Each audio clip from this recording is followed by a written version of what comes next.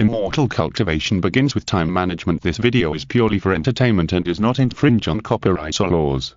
The rights to the novel and image belong to the original author. We do not claim ownership. Don't like waiting and want to listen to this fanfic in full now? Subscribe to our Patreon, where you'll find the best fanfics. Chapter 626. The Great Enemy Wei Dongliu. To be honest, Long Long actually had no intention of settling in the Eastern Empire realm. The other four characters, no matter how they disguise themselves, at least remained within the scope of humans. And sometimes he would also fantasize that maybe after my true identity was exposed, I would be beaten up by junior sisters Yu, senior sister Anne, Miss Shi and Witch Jiang, and I would vent my anger and maybe we could reunite. But what about Fox? After all, I'm a human, not a demon. Can she really accept a human as her husband? Even if she can, it is impossible for me, a human cultivator, to settle in the Eastern Empire realm. Can Fox stay in a human world for me? Long Long would rather not let Fox make this choice, as long as he leaves cleanly and without leaving any traces. Jin, reload the game and go to Kunlun line. Really? Kunlun Jin asked curiously, isn't Qiu Chang Tian busy dealing with Wei Dongliu? What should be faced must be faced. Long Long rubbed his eyebrows in distress. In addition to Qiu Chang Tian, are there any other good choices? Shushan was just besieged by the demon cult. It is said that everything is in ruins and they are capturing Jin and Shenron everywhere to work. Penglai Tiangongfan has not made any progress. Shili is as mature as a female entrepreneur, reading materials until late at night every day. Needless to say, Wei Dongliu was not enough to stir up trouble in what I'm mounting. Next, he has to work hard to become the leader of the demonic path. After thinking about it, I decided to start from Kunlun. Point 1. Kunlun Tai King Sect, Jin Line. Character Identity. Qiu Chang Tian. Mirror Flower Water Moon template is overwritten, and he is traveling through time and space. Not long after returning to Jin Line, Qiu Chang Tian was called to Yuxiu Palace by the flying sword of Ziwei Sect Master. In the lecture room of Yuxiu Palace, when he pushed the door open and entered, the person inside just finished the last sentence. In short, the power of the Wangxai Bangjuexan sword is extraordinary.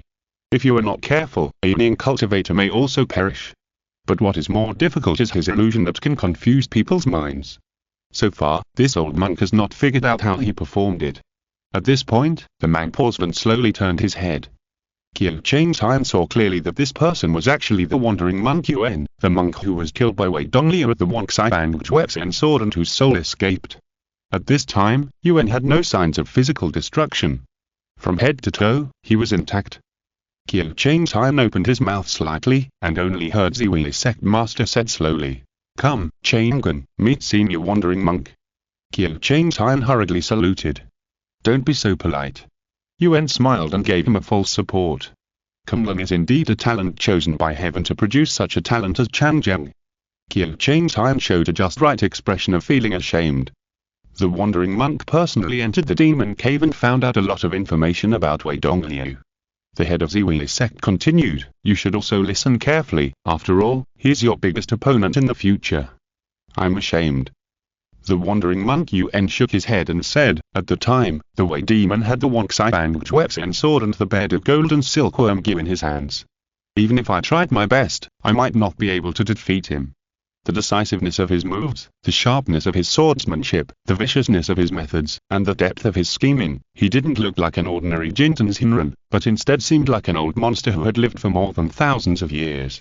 At the time, the old monk wanted to protect the monks to escape, so he was afraid to use his weapons and could only use defensive spells with all his strength. The Wei demon almost saw through this immediately and used various means of attack. The Wangxai Bangjuexan sword is extremely powerful, but it seems to consume a lot of true energy and cannot be used continuously in an instant. If you use a magic weapon or Taoist method with high defense and fast recovery, you can break it. There is also the 100 poisons gold and silkworm gear, which is very cruel, but the disadvantage is that there are only 3 of them. As long as you pay attention to their flight trajectory, it is still easy to deal with them. It may not be only 3. Ziwei Sect Master stroked his beard and said, "Yes." The wandering monk Yuan nodded in agreement. If there are hundreds or thousands of them, then even the young cultivators will find it extremely difficult to resist and can only flee in panic. Qiu Chang Tian cooperated and pretended to be in deep thought. But what he was thinking about was not how to deal with Wei Dongliu, but why the wandering monk Yuan would be resurrected so quickly. If the body of a cultivator is destroyed and the soul escapes, it is difficult to find a suitable body, because the living body often has its own soul, and if you want to occupy it by force, you can only seize the body. And the body seized by the body cannot be exactly the same as the original one, at least in the short term. In other words, this wandering monk Yuan should have a secret method to quickly build a body for himself from scratch. Yes, no wonder the other party stayed where he was and didn't run away at all in order to protect the monks. I thought he didn't care about his own life, but I didn't expect that he had a trump card. The most troublesome thing is actually the unknown and unpredictable illusion. Yuan sighed. When the 100 poisons gold and silkworm gear attacked, the old monk had some means to resist, but suddenly I was caught in the illusion. The illusion is extremely difficult to break and very secretive. The body is completely out of control the moment it is caught. In addition, the 100 poisons gold and silkworm gear came too fast, but the old monk can only silently practice the mind method and prepare to abandon the body and leave. Sure enough, it was because of a similar secret method. Qiu Changtian felt relieved and proud of his correct judgment. But Chang Zheng doesn't need to be afraid of this. Master Ziwei pointed with the handle of his whisk. Those with a clear mind of Taoism are not afraid of any illusion. If the demon wants to use this technique to deal with you, it will be like hitting a rock with an egg. Even so, we should try our best to figure it out. Qiu Changtian said respectfully, although I am not afraid of illusions, we should also try our best to avoid letting other colleagues in the righteous path get hurt. That's right. The wandering monk Yuan agreed with this very much. When facing a powerful enemy, we should abandon the sectarianism between Buddhism and Taoism and work together to fight against the powerful enemies of the demon path. Master Ziwei, this old monk will go to the Prajna temple to lobby, and will not stay in Kunlun any longer. He hurriedly said goodbye and left. Qiu Changtian pondered for a moment, sighed and said, Master, do you think, the demon way, is it really possible for him to unify the demon sect? If it only occupies Mount Watai, at best it will be another heavenly demon sect or yin ghost sect, which is naturally nothing to be afraid of for my sect. Master Ziwei said slowly, but looking at the means and intentions of the Blood Sea, it is obviously more than that. First, he integrated the mortal sect, and then formed an alliance with the heavenly demon sect. This is no longer a simple personal act, but a political means with a clear direction.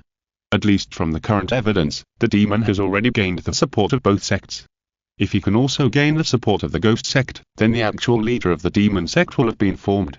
As for the Eastern Emperor sect and the Shura sect, as long as the right price is offered, they can be easily made to submit. By then, the 6 sects of the demon sect will be integrated into one, and the world will be in trouble. Chapter 627. The Loser Second Brother. When Qiu Changtian arrived at the entrance of the Queen Mother of the West Secret Realm again, he saw Zhu Yinglyan talking to herself at the door. It sounded like she was arguing about something. Is detonation better than long burning? I don't think so. Many high-level cultivators have defensive means to deal with attacks, but if you can use a large fire to burn for a long time and slowly urge it, it can also put enough pressure on the enemy's true energy consumption. What do you mean by as long as the power is strong enough, you can ignore the defensor? You might as well say that as long as the realm of cultivation is crushed, you can easily win. Who doesn't know this? We are discussing how to deal with high-level cultivators. Yes, I know that against high-level cultivators, even a long burning will hardly have a chance of winning, so why not try our best? Qiu Changtian watched quietly from the side, wondering why junior sister also has such a talkative side. Oh, she is talking to the Phoenix in the Sea of Consciousness. Speaking of the Phoenix Senior who borrowed the Sea of Consciousness to recuperate his soul, since the head of Ziwei's sect thought that the other party was harmless, Qiu Changtian couldn't say anything for the time being. According to the opponent's situation, it is similar to the original Dragon Fox.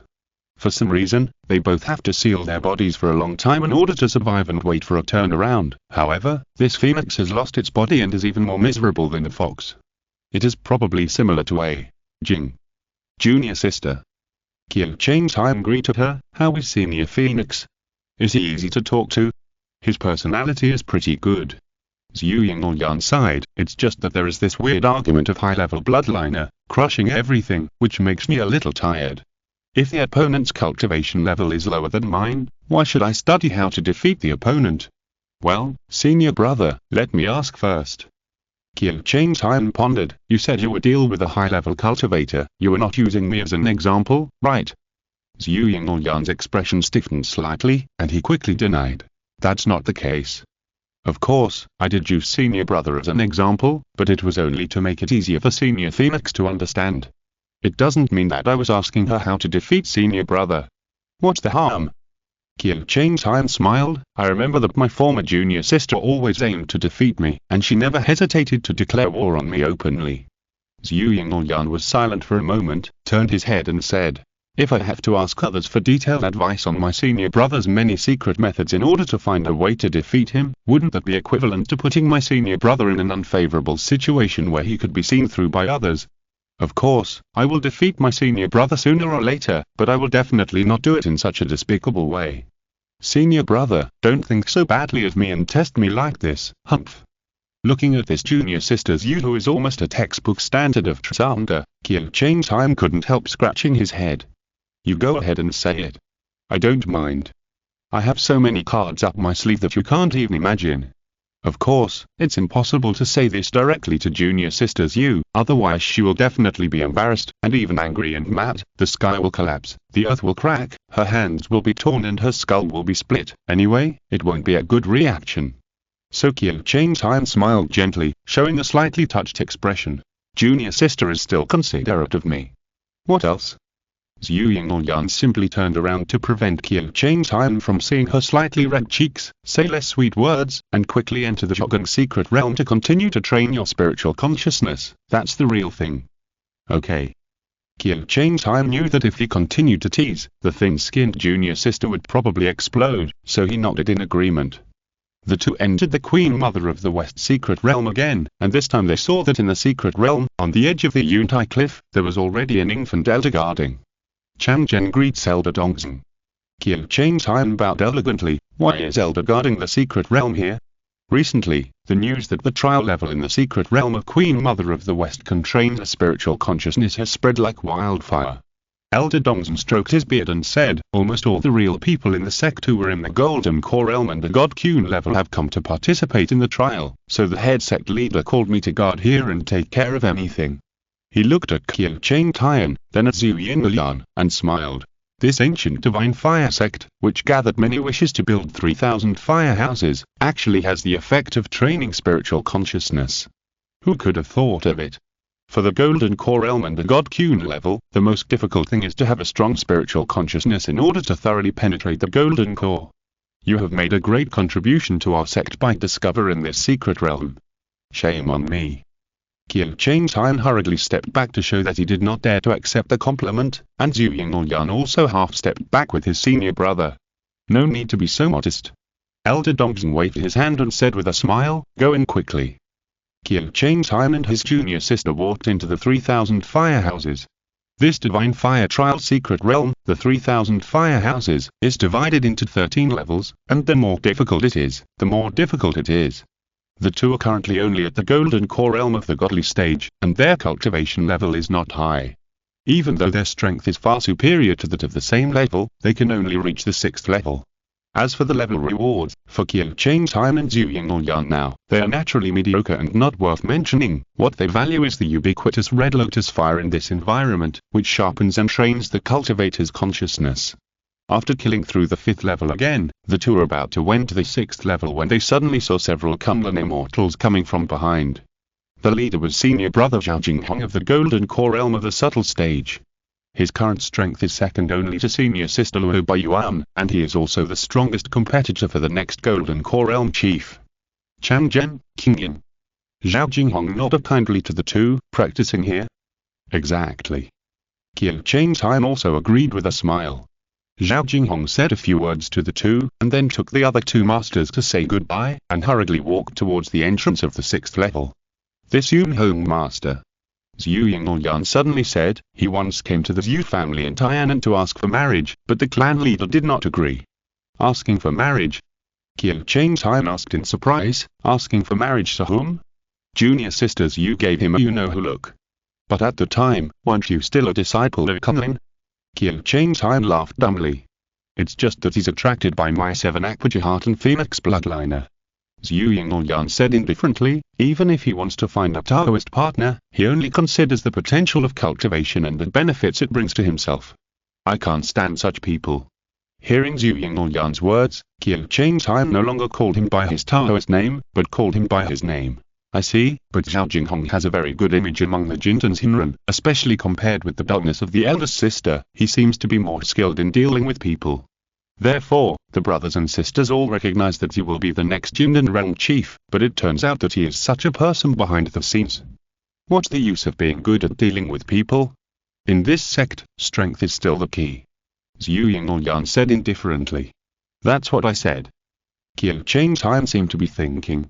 Zhao Jinghong is a person who pays equal attention to cultivation and socializing. Sima Changyan of Shushan is also the same, but the problem with the latter is that his own strength is not too strong. At least he needs to reach the level of Lin Yulanzhen and others. As for this Zhao Jinghong, he is almost a luxurious and enhanced version of Sima Changyan. His strength is beyond doubt.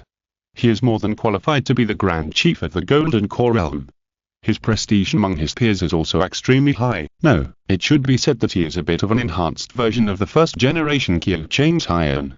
Of course, because of the first-grade Golden Core, Qiu Changtai's reputation has broken through the Kunlun range, which is not comparable to Zhao Jinghong. Brother. Zhu Yingyan hesitated for a moment, and suddenly said, don't forget about Songhe. Songhe. Qiu Changtai was slightly startled. Neither he nor the head of Ziwei had the intention of letting him quickly upgrade to the next Grand Chief of the Golden Core Realm. But would Zhao Jinghong believe it? Chapter 628. Ancient Sect, Donghua Mystery. Let's not talk about the matter of senior brother Zhao. Anyway, Qiu Changtai's goal now is the future newcomer of the righteous path, not limited to the sect. He doesn't need to worry about competing with him for the chief position of the Golden Core Realm. Qiu Changtai and Zhu Yingyan once again entered the 6th level of the Trial Secret Realm. As the level and rank of the surrounding Golden Armor Warriors continued to rise, the surrounding combat pressure also suddenly increased.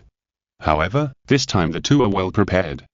Qiu Changtai took out the Tai King Yuan Qian Lan obtained from the sect's treasure dividing rock and quickly threw it into the air, covering the two of them as if covered with a layer of gauze. When the Golden Armor Warriors rushed in front of them, they were like being trapped in a quagmire. It took a lot of effort to move their hands and feet, and it was difficult to pass through it easily. Qiu Changtai took out the tide-pushing horizontal wave flute again, put it to his mouth and played it, and with the activation of the true essence, a rolling sound wave immediately formed out of thin air, violently pushing away all the approaching Golden Armor Warriors. Zhu Yingyan also took out a zither, which was also a musical magic weapon, called Piercing Reefs and Breaking Waves Zither, which could transform sound into sword energy and shoot it in all directions.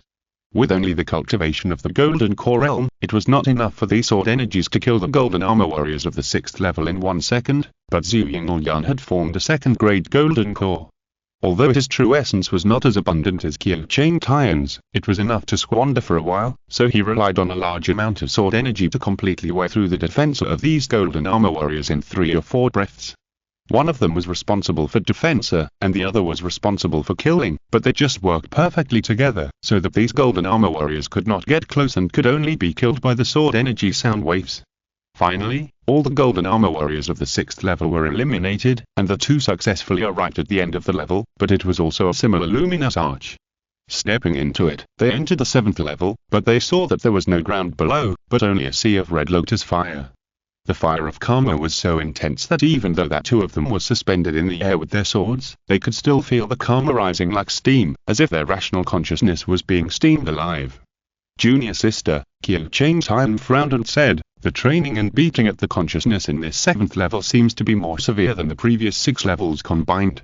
As far as I know, most of the cultivators at the God-storing level stop at the 3rd level.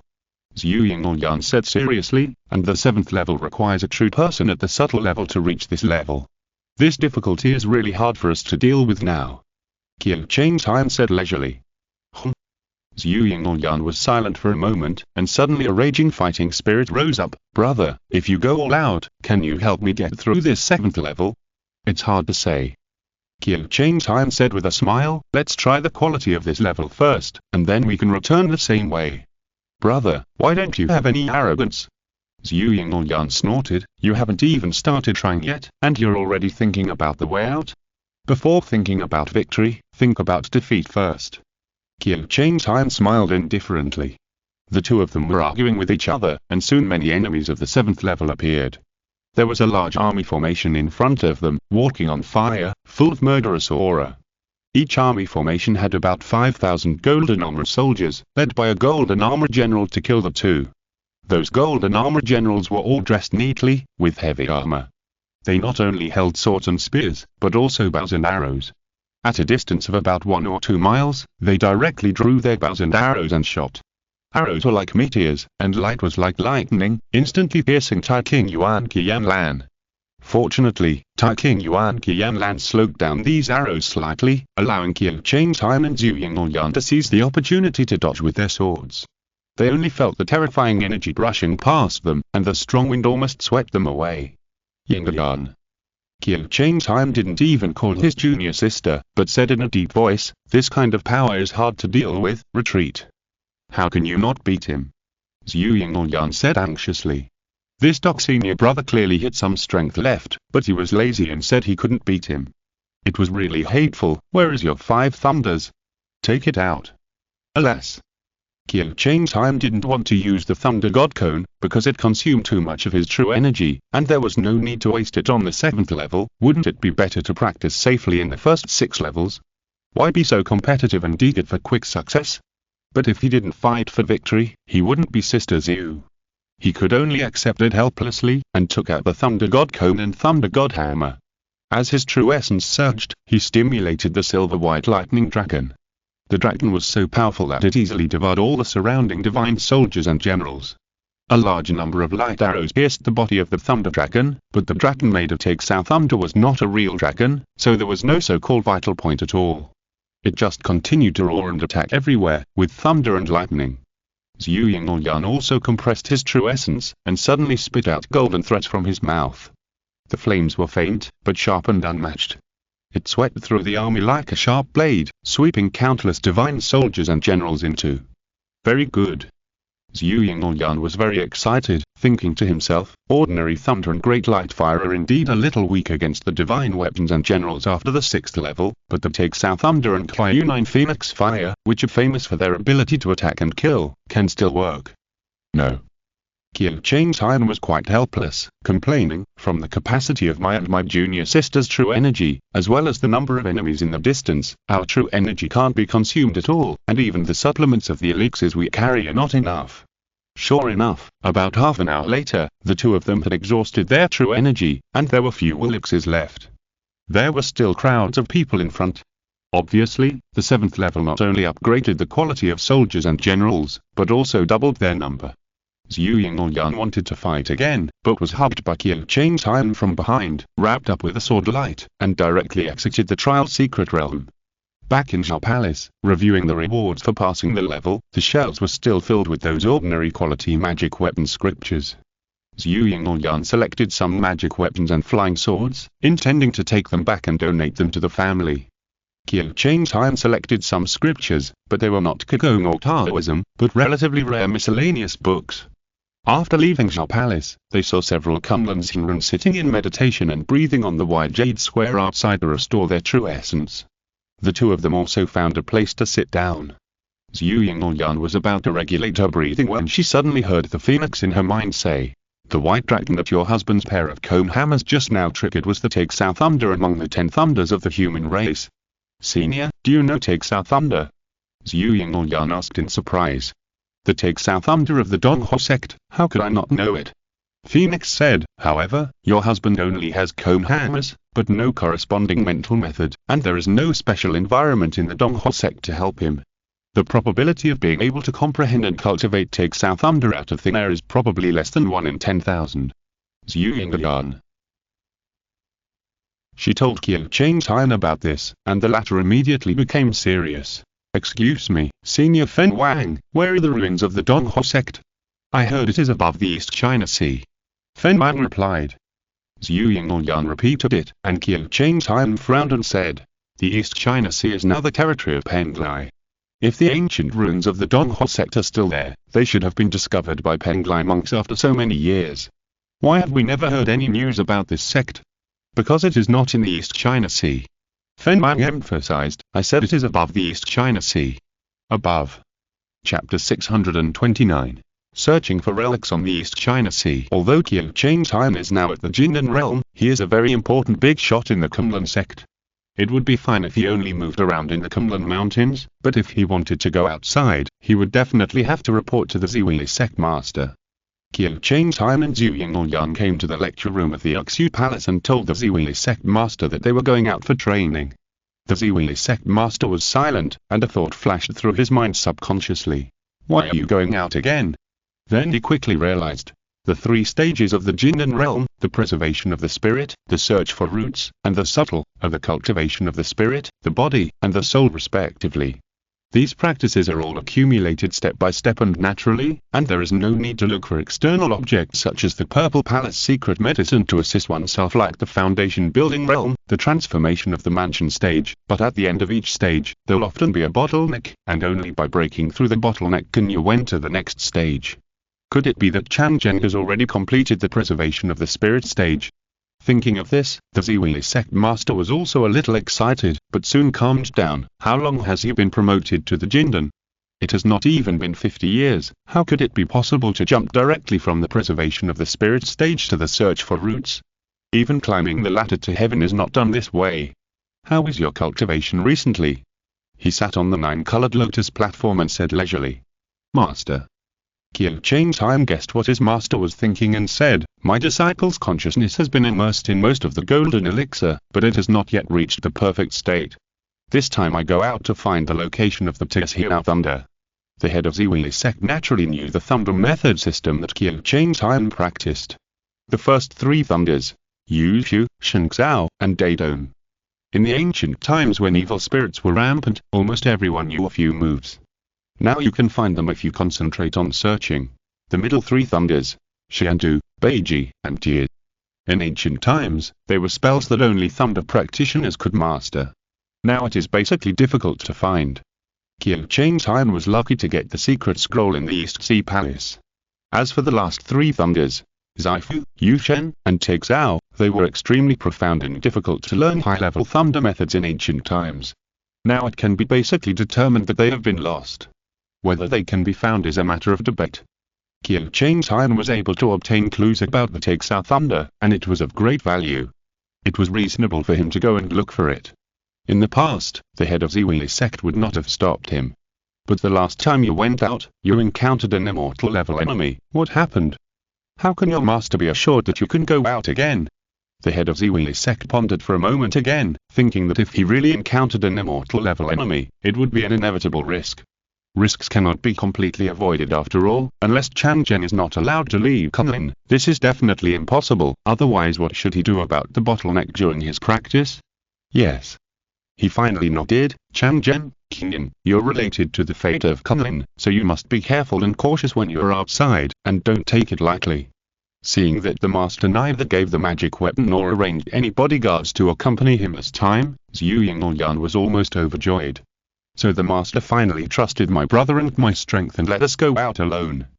Qiu Changtian was not as happy as Zhu Yingyan, because he knew that the head of Ziwili sect had completely given up. Even the immortal level enemies could be encountered, so what else could he do? Alas, my junior sister and I are only at the Jindan level. Why do we always encounter immortal enemies? I know. He said seriously, Master, please rest assured, I will definitely bring my junior sister back safely.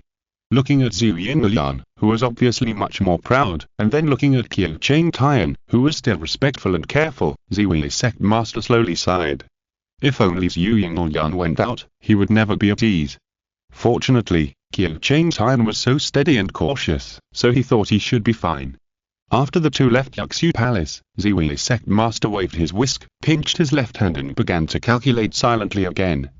Although he couldn't calculate Qiu Changtian's future every time, if he didn't calculate, he really couldn't feel at ease. Qiu Changtian and Zhu Yingyan left Kunlun.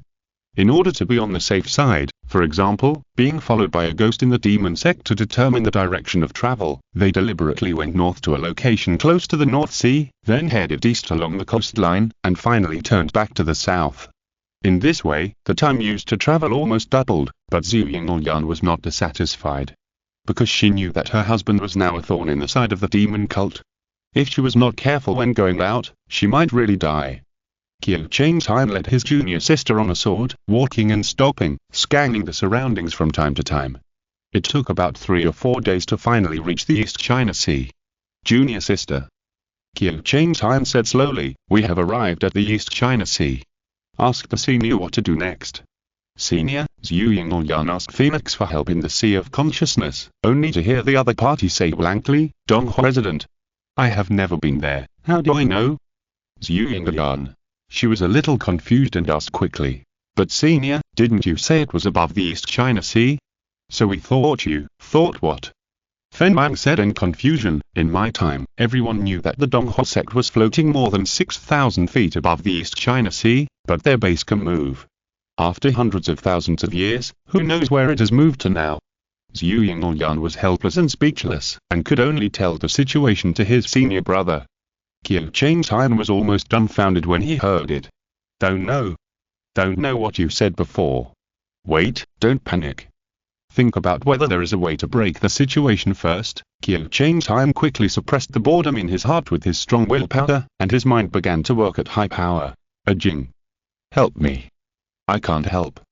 Kumlin Jing said bluntly, when the Donghua sect was active, I was sleeping and didn't enter the world, so I didn't know where it was.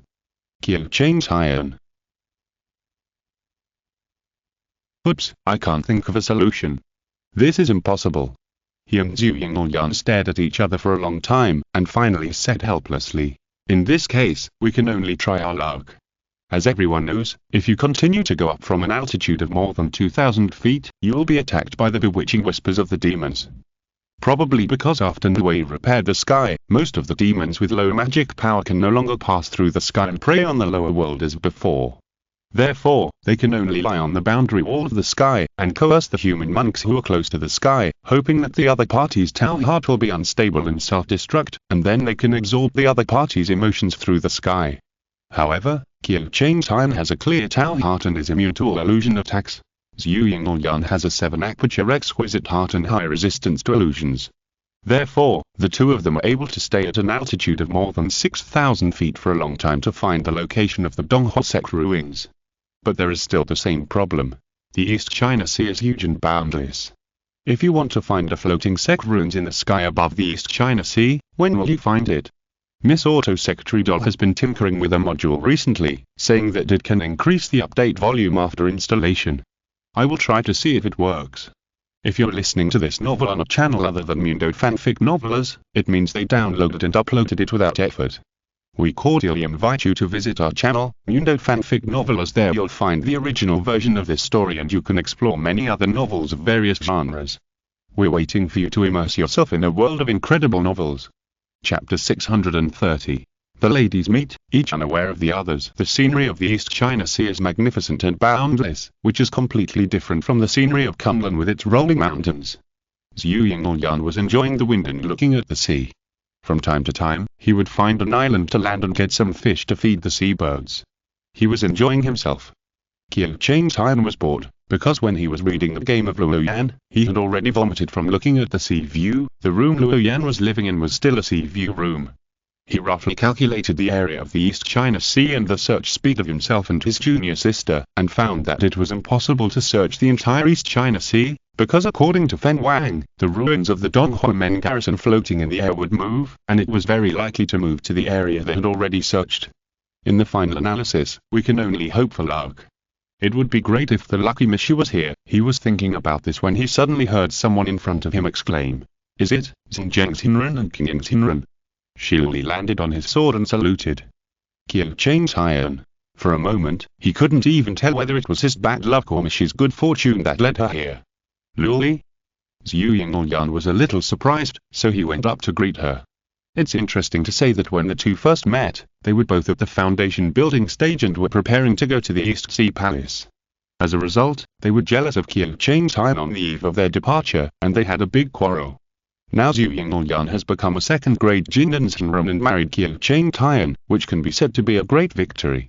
In addition, time has passed, almost 70 or 80 years have passed, and naturally he will not care about the unhappiness with Shiluli. And Shiluli has also experienced a big change in her life, as if she has been reborn and awakened from a dream. Now she is mature and decent, and naturally she will not have conflicts with Zhu Yingyan again. After they talked for a while, Zhu Yingyan began to like her more and more, and even called her a sister. He said angrily, "Sister Luli, I heard that you and Jinun Xingren from Penglai became Taoist couples, but you didn't send me an invitation." Luli quickly apologized.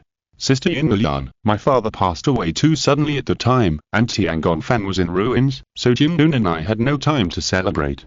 Even on the day we became Taoist couples, only the headmaster, Wang Xiang Xianren, and my third sister were present. It's not that I deliberately ignored you, it's just too difficult." After saying that, she took out a handkerchief to wipe the corners of her eyes. Qiu Changtai watched silently from behind, and actually saw tears, and couldn't tell whether they were real or fake. Zhu Yingyan was also quite sad, so he comforted her again. "Sister Luli, don't be too sad, Tiangong Fan will get better in the future." Oh, it appeared, one of the three major female empathy rhetoric, it will get better in the future. Qiu Changtai listened silently, and when Zhu Yingyan gave him a look, he quickly comforted her and said, "Well, Master Jindun has formed a second-grade golden elixir, and he will definitely be the pillar and core of Penglai in the future. Luli, since you have become a Taoist partner with him, I think your father's Tiangong Fan will not decline, and it will rise again sooner or later." Luli stopped sobbing and said faintly, "Thank you, both of you. Why don't you follow me to Tiangong Fan for a chat, and Luli will also do her part as a host." "No need, we have something important to do." Qiu Changtai hesitated. "Should I tell Mishi about this?" Whether to tell it or not depends on whether Mishi is trustworthy, which is a question of character judgment. Is Shilili a good person? Of course, there is no doubt that he can become the synchronization value supplier of Luoyan's hypocritical personality. How can he have a bad character? Is Shilili trustworthy? There is no need to discuss it. If his own wife is not trustworthy, who else can be trusted? Even if Shilili is informed of the news about the Donghua sect and she benefits from it in the end, it is still a matter of time before the consequences are resolved. What is there to be afraid of? Just convince junior sisters you and that will be enough. Qiu Changtai pulled Zhu Yingyan aside and said, "No matter how hard you try, it won't work. Shilili is a local cultivator after all. Should we tell her the news and ask her to help us find it?" "Tell her." Although Zhu Yingyan treated her like a sister before, she became instinctively alert and sensitive when it came to her man. "Are you serious?" Perhaps because she felt that she was too neurotic, she quickly calmed down and asked in a slow tone, "Shiluli, can she help us find that Donghua sect? If she can really help us find the ruins of the Donghua sect, what's the harm in giving her a share of the spoils?" Qiu Changtai persuaded her, "If we continue to search blindly like this, I'm afraid there is little chance of finding the ruins." "What if she can't find it either?" Zhu Yingyan asked doubtfully. "If no one can find it, what can we lose?" Qiu Changtai spread his hands, "We won't lose either." Zhu Yingyan. Although she still felt something was wrong, she seemed unable to refute it. It was just that she subconsciously felt that she couldn't agree so quickly, so she tried to find fault and asked, "Is it possible that Shilili admired you before, so you think she is a trustworthy person, junior sister?" Qiu Changtai immediately held her arms and said seriously, "There are so many people who admire me, but you are the only one who never admits defeat and chases after me." This sentence seems to be irrelevant, but it perfectly explains Zhu Yingyan's real concerns behind the question. Zhu Yingyan listened silently and immediately felt that it was true. There are as many people like Mishi in the world. But isn't it me, Zhu Yingyan, who can really be recognized by my senior brother? So she sighed, hugged Qiu Changtai with her backhand, and said gently, "Since senior brother is willing to believe her, then senior brother will make the decision. Humph, it's done." Qiu Changtai was secretly proud of himself, and took Zhu Yingyan over and told Shilili everything about the matter. "In short, the reason why we came from afar is to find the ruins of the ancient Donghua sect on the East China Sea." Shilili listened silently and thought calmly. "Strange, are we very familiar with each other? Why did he reveal this information to me? Why did he trust me? Isn't he afraid that I will pretend that I can't find it first, and after they return disappointed, they will go back to Penglai to ask more powerful sect elders to look for the ruins? Oh, yes, they're unfamiliar with this place, and I think they already feel that there is little hope. Even if they don't tell me, they will definitely not find it. Asking me for help may increase the success rate of finding the ruins with my help. If we want to find the sect that might be floating in the air," Shilili said slowly, "it's not impossible. Chapter 631. Master of Calculation notices the clue. If you want to find something in the air, the best way to find it is definitely with flying birds, Shiloli said calmly. Oh? Zhu Yingyan asked in surprise, why are they birds? Could it be that the birds in the East China Sea are spiritual and can understand human language, and will take the initiative to help you search for ruins in the sky above the East China Sea? Not really. Shiloli smiled lightly and said calmly, Master Cunning doesn't know. The East China Sea is vast and boundless. Even if it is a bird, if it flies for a long time without a place to land, it will be exhausted and fall. Therefore, the birds in the East China Sea know the distribution of islands better than us. Even when foraging or migrating, they must only fly between two islands and will not fly around randomly. Oh. Qiu Changtai pretended to be enlightened. In other words, if the bird fly in a large number in a certain direction, but there are no islands in that direction as far as we know, there may be hidden ruins in the air. Zhu Yingyan. She frowned and questioned again. The ruins we are looking for are 6,000 feet in the sky. What kind of bird can reach such a height? Oh, coon birds, sea cranes, storks, and many other birds I don't know about should all be able to do it. Shiloli replied. Zhu Yingyan was once again humiliated. Although she had read a lot of books since she was young, none of the miscellaneous books mentioned the details of a bird that could fly to a height of 6,000 feet. I do have a question. Qiu Changtai asked curiously. The East China Sea is so big, it is not feasible to monitor the flight direction of all bird flocks, right? That's simple. Shiloli said calmly, there is no possibility of any aerial relics in the waters near Penglai. Otherwise, they would have been discovered by cultivators over tens of millions of years. The further east you go from the sea area, the more remote it is, and the smaller the scope of exploration by the Penglai cultivators, but the fewer corresponding islands there are. It is said that when you reach the easternmost point, there are no islands within 1,000 miles, and therefore no birds, only aquatic monsters survive there. Am I clear? That is to say, Qiu Changtai suddenly realized, as long as we continue to go east, the possibility of the existence of relics will increase, but the scope of the investigation will gradually narrow. That's right. Shiloli smiled slightly. If I'm not mistaken, the ruin should be in a very remote eastern waters. Why? Zhu Yingyan asked with a frown. Because if the ruins are very large, it is difficult not to be discovered by the people below, even if it is 6,000 feet high. Shiloli said calmly, since Donghua sect is a large sect that masters thunder magic, there must be thousands of cultivators entering and leaving every day. As long as they are seen by cultivators from the outside world, they will definitely leave traces. So it must be in a remote place in the Far East.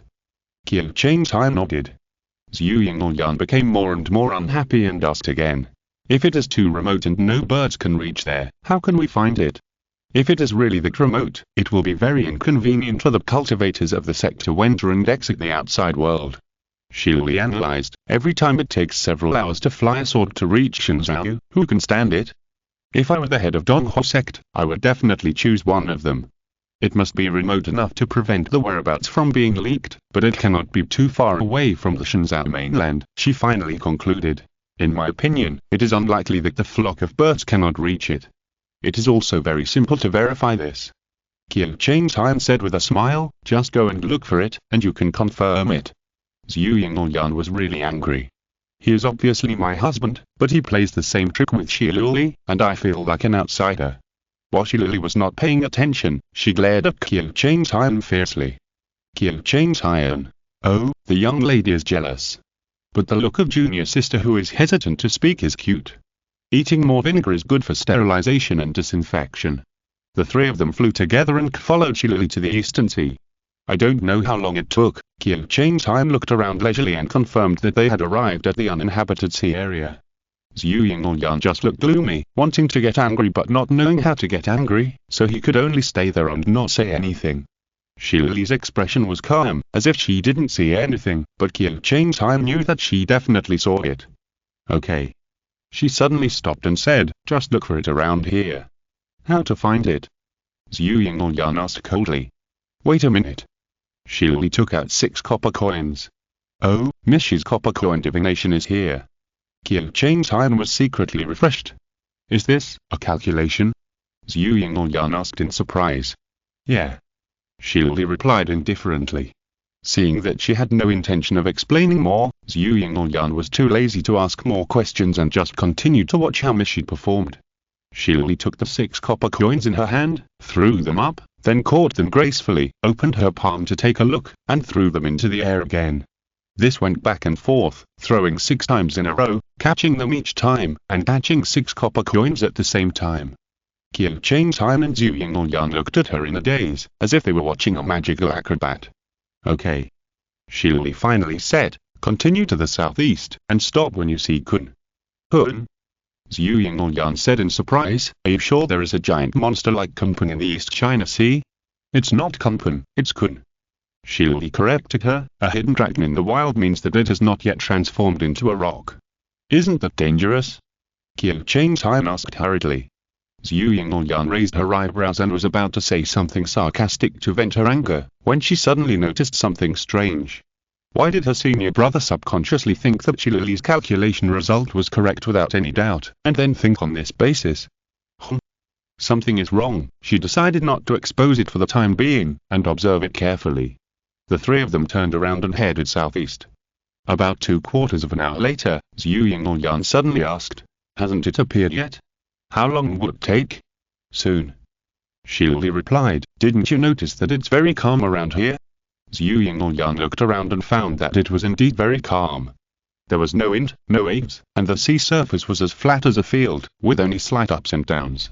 There were many flying birds circling in the air, but they just kept circling and had no intention of landing. Of course, there was indeed no land to land on. Zhu Yingyan held her breath and waited for a moment, and suddenly the seawater below split to the sides, and a huge whale floated up through the seawater. The surface of the whale was bumpy and attracted many colorful and strange barnacles.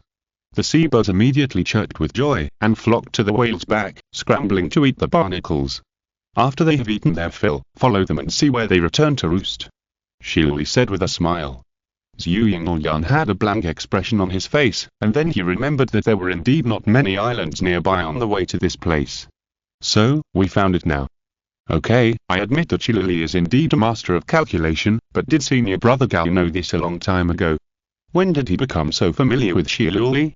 Kunlun and Penglai are so far away. Li, Chapter 632 Donghua Ruins, Junior Sister's Thoughts. Zhu Yingyan felt something was wrong. Although there was no clear evidence, she inexplicably felt that her husband and Shilili seemed to have known each other for a long time. Kunlun Mirror remained calm and continued to release its temperament disguise, intending to write some more fun to Cheng Yuan's unit, so as to avenge the hatred of so many shouts of broken mirror. So Zhu Yingyan's sense of disobedience became stronger and stronger, but this woman was very smart and knew that she couldn't catch her brother directly to question him, so she pretended that she didn't find anything and continued to observe in the dark, looking for evidence. The 3 followed the well-fed flock of birds and left, only to see them flapping their wings continuously, flying higher and higher, and soon they passed through the sea of clouds and came to a higher area. The strong wind here is fierce, the sea of clouds below covers everything, and above is the endless sky. The cultivators feel extremely small when they are among the vast sky clouds.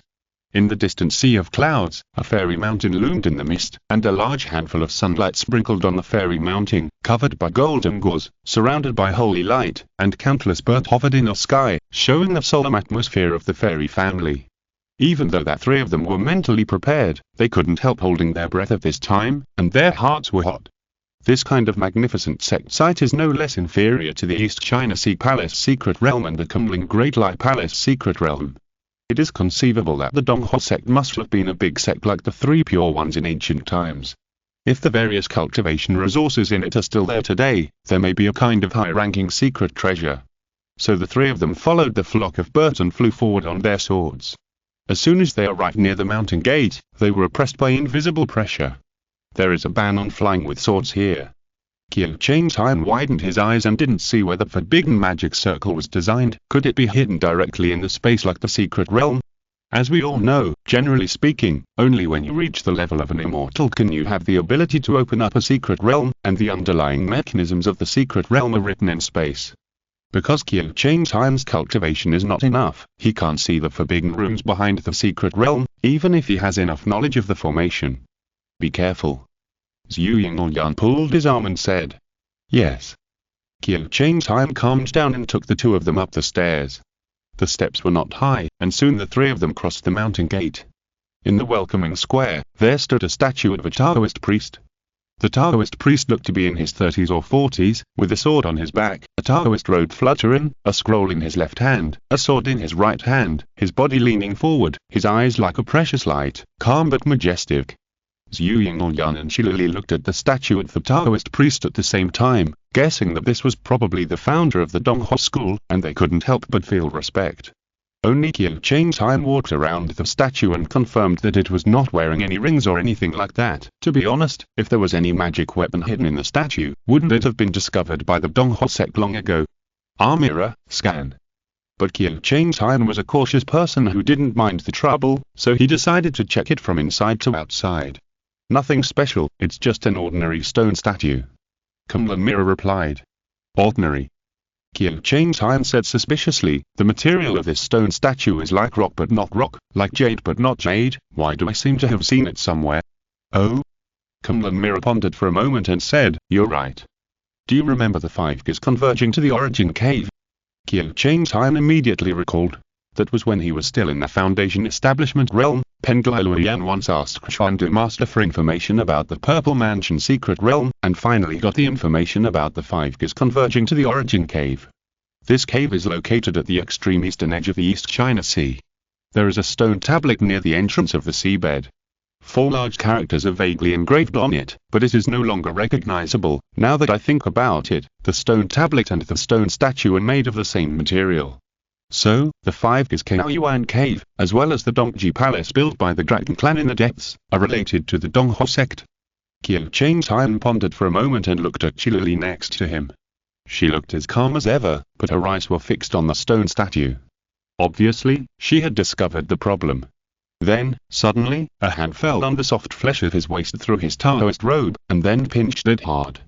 Qiu Changtai's expression did not change. He turned around and held Zhu Yingyan's hand, and asked in a low voice, why did junior sister attack me? If senior brother's eyes are in trouble, you can dig them out. I will go back and ask the sect for the elixir of life for senior brother. Zhu Yingyan said with a smile. Although this smile was still beautiful, with the unique cold mood of the phoenix fairy, in Qiu Changtai's eyes, it was like an evil ghost that would choose its prey. The desire to survive made him dare not continue to tease his junior sister, and he quickly changed the subject and said, do you think there is something strange about this stone statue? Which sect would put a stone statue at the gate of the mountain for guests to admire? I don't see anything strange. Zhu Yingyan's attention was diverted. He stared at the Taoist stone statue for a few minutes again, shook his head and said, Senior Phoenix also scanned it with his spiritual sense, and found nothing abnormal. Qiu Changtai. What, junior sister can also scan? He suddenly felt bored. He turned around and said to Kunlun Jing, Jing, do you think the Phoenix's scanning is better or yours? The Phoenix's is better. Kunlun Jing smiled and said, you can find a Phoenix and replace it for me. Jing, stop joking, I'm asking you seriously. Qiu Changtai asked in surprise, how could a spiritual treasure of your rank lose to the Phoenix in terms of scanning ability? Then what are you asking? Kunlun Jing still smiled, you have nothing to do, so you come to tease me, right? Qiu Changtai was defeated by Jing, but he was secretly relieved in his heart. So, even if junior sister asked the Phoenix to scan herself with her spiritual sense, she probably wouldn't discover Jing and the illusion on her body. But it's better to be careful. Alas, why is it that just playing a spy is getting more and more difficult? Miss Shi has already updated a new version, and now junior sister's use has been greatly strengthened. I feel that the risk of me being exposed is getting greater and greater. This is also a very normal thing. Kunlun Mirror said slowly, Yuanshui, you can't expect everyone to be fooled by you for the rest of their lives, right? What do you mean? Qiu Changtai asked suspiciously, you have something else to say, right, Riddle Mirror? It doesn't mean anything. Kunlun Mirror said calmly, it means that you can't judge them by past stereotypes. People will always grow up. Even a child who is played with by others will become a smart person in 70 or 80 years. Well, I won't be careless. Qiu Changtai's gaze passed over the stone statue at the Taoist priest, and looked at the pavilions and towers in the distance, wondering where the secret method of practicing Take Sao Lei was hidden. Chapter 633. Cardinal Temple, the statue at the granted treasure. Entering from the Donghua sect's mountain gate, the three climbed the stairs and first arrived at the welcoming hall. Similar to most of the ancient sect relics, the hall is still decorated with dragons and phoenixes, magnificent, but there is no equipment left inside. If it were the old Qiu Chang Tian, he might still feel strange, but now he has seen a lot and guessed that this must be because the Donghua sect monks evacuated in multiple times. The first wave took away the most important scriptures and most of the magic weapons and elixirs. The second wave searched the remaining sect again, and then the third wave, the fourth wave. At the end, they even wanted to scrape away the land. Of course, it doesn't mean that it is completely empty. Some secret rooms that store important things often leave behind many high-level treasures, such as the Fuzang Sacred Tree, the White Bone Temple, and even the Jirizhou ruins under the Wizard Islands. This is obviously not in line with common sense, because if a sect has ample time to transport the cultivation resources in multiple times, it doesn't make sense that they would leave behind the most precious part of the magic weapons. Unless, the way to open these secret rooms is only known by the highest-ranking immortals in the sect, and because of some special, universal changes in the world, the immortals did not even have time to leave a word, and suddenly disappeared from this world.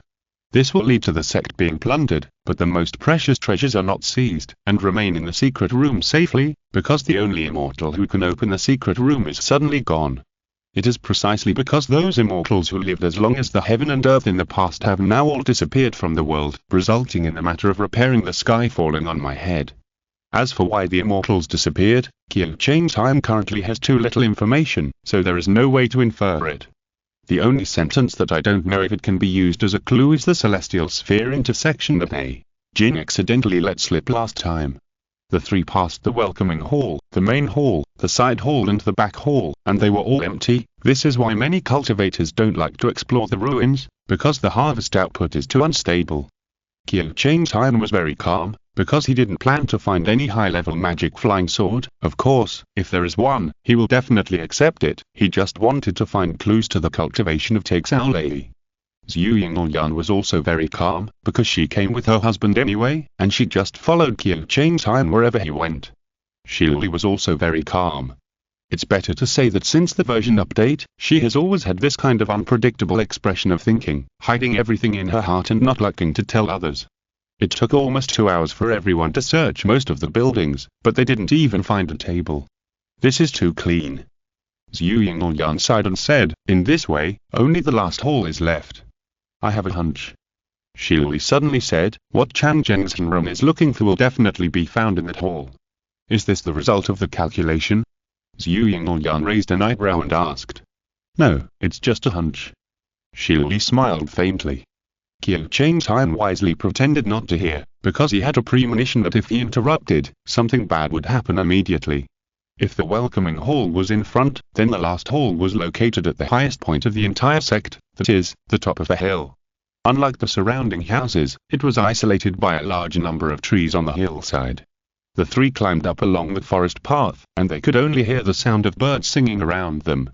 There were also big birds walking around on the steps, not afraid of people at all. The back mountain of Donghua sect, which was originally designed as a garden, has now become a paradise for birds and monsters. Zhu Yingyan keenly discovered that these birds only dared to stay on the hillside at most, and were completely unwilling to approach the hall on the top of the mountain. When the three were about to reach the door of the hall, they felt a murderous aura coming towards them, which almost made their hair stand on end. Zhu Yingyan and Shili subconsciously stopped moving forward, worried that there was a magic array trap at the door, and they would be smashed into dust by the thunder as soon as they stepped into it. Qiu Chang Tian scanned the scene calmly for a moment, then walked forward calmly. The main hall has a simple appearance, and above the main entrance there are 3 ancient seal characters. Cardinal Hall. Qiu Chang Tian can understand the word cardinal. Ancient thunder cultivators believed that thunder was the cardinal of heaven and earth, and that God would send thunder to kill you, so they used cardinal to express their awe. Zhu Yingyan and Shili looked at each other for a moment, and could only follow carefully.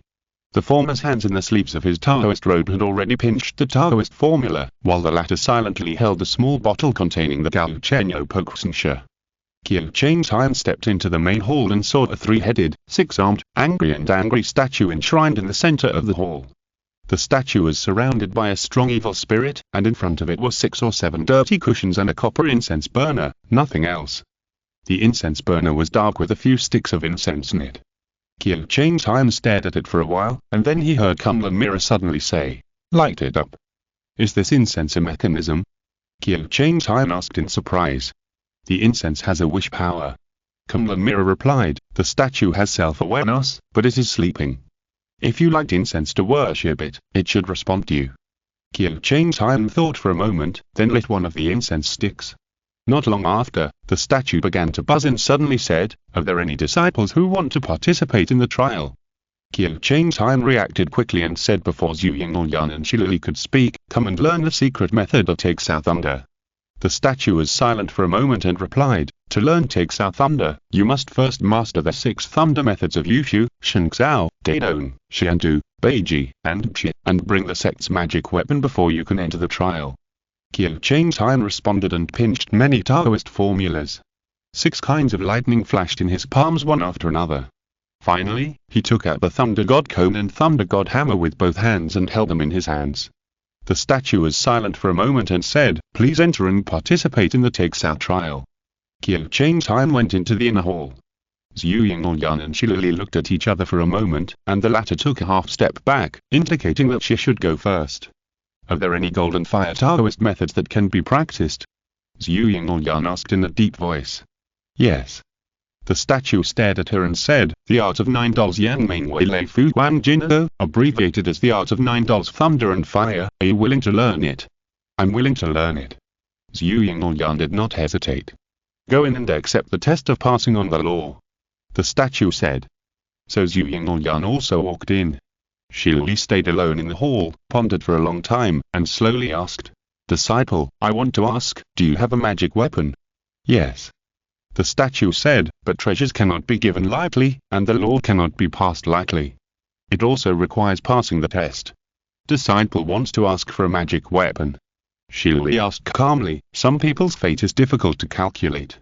Is there a similar magic weapon that can calculate this unpredictable person?" This time the statue was silent for more than a quarter of an hour, and then said in a muffled voice, "There is a compass magic weapon called the Tuyin Qingguan Dingxing Pan, which can use the Fate Star to calculate people's luck and bypass the ordinary magic calculation shield. Disciple is willing to ask for this thing." Shilili said in a low voice. "Go in and take the test of passing on the treasure." Chapter 634. Take South Thunder Dragon, Floating Light and Golden Fire. Kyo Chang's Time entered the back hall and entered a secret realm. He saw that this was the top of a mountain, and the surroundings were bare, with no grass growing. After a moment of spiritual awareness, he found that the surrounding area was full of murderous aura, which completely cut off the vitality of the entire environment. The dark clouds above his head fell heavily, with an almost suffocating might, which immediately reminded Kyo Chang's Time of his miserable appearance when he was crossing the calamity. Suddenly, a silver-white shining dragon broke through the clouds and swooped down towards Kyo Chang's Time. Kyo Chang's Time cursed in his heart, and quickly summoned a Kingping sword, and the man and the sword merged to dodge directly. As a result, the Thunder Dragon seemed to have spirituality. When it was about to hit the ground, it suddenly turned urgently and continued to chase Kyo Chang's Time. Kyo Chang's Time was helpless in his heart, and he knew that this trial was not a test of his actual combat ability. He could only take out the Thunder Hammer and Thunder Cone, inject true essence, and knock hard. After condensing the first-grade golden elixir, the original dilemma of insufficient true essence was greatly alleviated. A larger silver-white dragon squeezed out of the Thunder God Cone, swinging its powerful body and crashing into the opposite side. The two dragons intertwined, attacked, and bit each other, causing thunder and lightning to roar around them. Kyo Chang's Time looked carefully, but was surprised to find that his Take South Thunder could not kill the other side. "Master Sword Master, look carefully." Kingping Sword said with a low laugh, "Your Take South Thunder is not as condensed as the other sides." "Indeed." Kyo Chang's Time scanned keenly and found that there was a layer of fine scales on the surface of the other side's Take South Thunder dragon's body. To be precise, 98% of the dragon's body is composed of violent and majestic lightning. But 2% of the lightning forms a fine and condensed network on the periphery. These scale-shaped networks bind the violent and majestic lightning in them, forming a more condensed dragon form. Every time it collided with Kyo Chang's Time's Take South Thunder Dragon, once the outer scales were torn and broken, the compressed lightning inside would erupt in a directional manner, causing serious damage to his Thunder Dragon. Qiu Chang'an had learned the formation after all, so he immediately raised the Thunder God Cone and Thunder God Hammer again, and began to finally mobilize his true essence, striking the instrument again, and at the same time using the formation method to draw bound scales around the dragon's body. This time, the Thunder God Cone spit out the dragon much slower, but the Thunder Dragon's appearance was more delicate, and there was an extra layer of fine scales on its body surface, and then it pounced on the opposite side with its teeth and claws. The Thunder Dragon on the opposite side had just torn apart the first Tigsaw Thunder released by Qiu Chang'an, and then turned around and pounced on it, fighting with the second Tigsaw Thunder that he had improved. Why can't I beat it? Qiu Chang'an looked again and found that his second Tigsaw Thunder still couldn't kill the Thunder Dragon produced by the environment. After a careful scan, he found that the scales and body of the Thunder Dragon on the opposite side were actually connected to each other and integrated. Whenever the scales on the body surface are torn and damaged by external forces, a strand of violent lightning in the body will be drawn out to quickly repair the damaged network on the body surface. In contrast, when Qiu Chang'an fired the second Tigsaw Thunder, after the body surface was damaged, the restraint at that place was completely ineffective, and a lot of lightning energy nearby was also dissipated. So, not only should we suppress it, but we should also replenish it. King Ping's sword said leisurely, Yin alone cannot last, and Yang alone cannot be born. Thunder without restraints will not last long, but thunder with too many restraints cannot be maintained. Why didn't you say it earlier? Qiu Chang'an said helplessly, and could only mobilize his true essence again and continue to release the third Tigsaw Thunder. If it were another Jin and realm cultivator of the Shin level, he would have exhausted his true essence after firing 2 or 3 times, but Qiu Chang'an was a first-grade Jin after all, and his true essence was much more abundant and his recovery rate was much higher than his peers, so he still had a lot of energy to spare. The design of this third Thunder Dragon is more sophisticated. It not only has scales covering the body surface and restraining the lightning in the body, but also has very fine veins that penetrate deep into the body from all parts of the body surface. Once the outer scales are damaged by impact, the veins will extract a part of the violent lightning in the body, condense and compress it into fine lightning to repair the damaged parts of the outer layer. The price is that the time for the Thunder God Cone to spit out the dragon is extended to 3 times the original time, and the precision of the spiritual consciousness is not generally high. Even though Qiu Chang'an has the talent of Taoism and can easily enter the state of concentrating and not disturbing external things, he is already sweating profusely at this time. Finally, the third dragon was woven out in a complex way and pounced on the silver-white dragon opposite. Qiu Chang'an breathed a sigh of relief and thought to himself, it seems that not only Tigsaw Lady, but other thunder methods can also do this. First, a magic array is arranged on the surface, so that the main lightning energy inside is compressed, bound, and condensed. Secondly, a repair system is designed for the magic array to make it more difficult to be destroyed by the outside world. In this way, the thunder method is more concealed when it is used, and it is not easy to be intercepted midway, and the explosive lethality after hitting the enemy is greater. Qiu Chang'an calmly casts, learns, and imitates in the secret realm, repeatedly optimizing his Tigsaw Thunder. On the other hand, Zhu Yingyan is almost dusty and embarrassed. The 9 Douyang main Wei Lei Fu Guan Zhen Hu art is a Taoist method of gold and fire. From the perspective of the 5 elements, the fire system restrains the gold system when it is difficult to coexist, so the gold and fire dual occupation Taoist method is extremely rare. This Taoist method takes a different approach and uses Xinjin to control Bingo. Xinjin is heavy and can temporarily restrain and resist the erosion of Bingo inside. Bingo is violent, and once it explodes, it will shoot Xinjin fragments in all directions. From the outside, it was Zhu Yingyan who shot out a beam of light, which exploded the moment it hit the enemy. The enemy's body would be cut into countless pieces by Xinjin, and then melted into slag under the burning of Bingo. It was very powerful, and worth learning. The only problem was that Zhu Yingyan did not have the detailed scanning ability of Kunlun Mirror, nor the theoretical analysis level of King Ping's sword. Although Senior Fenman could scan and analyze, his level was indeed a bit poor in comparison. You made a mistake. You should first make Xinjin half melted. Look, it exploded again. Although Zhu Yingyan reacted quickly and stopped the technique immediately when she found something wrong, she shot out the light from her palm after all, and it was inevitable that it would be affected when it exploded, and her waterfall light black hair was almost burned. She was so angry that she drew out Yuji's sword, cut off the burnt hair with force, and threw it on the ground, with the fighting spirit in her eyes becoming stronger. Isn't it just a Taoist method? I must learn it. I can definitely learn it. She was fighting hard in the secret realm, while she Lily was sitting under the night sky, holding a small compass in her hand, in a daze.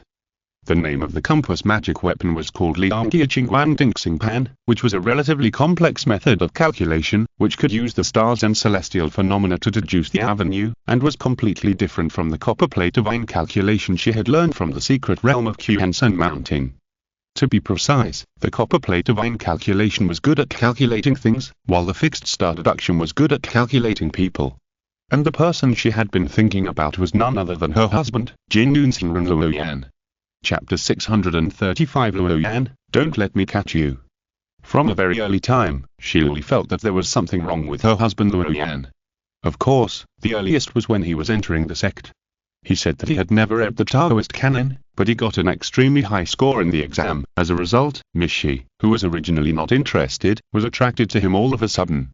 When she herself experienced a great change and finally had a great enlightenment, she found that there were many suspicious points about her husband.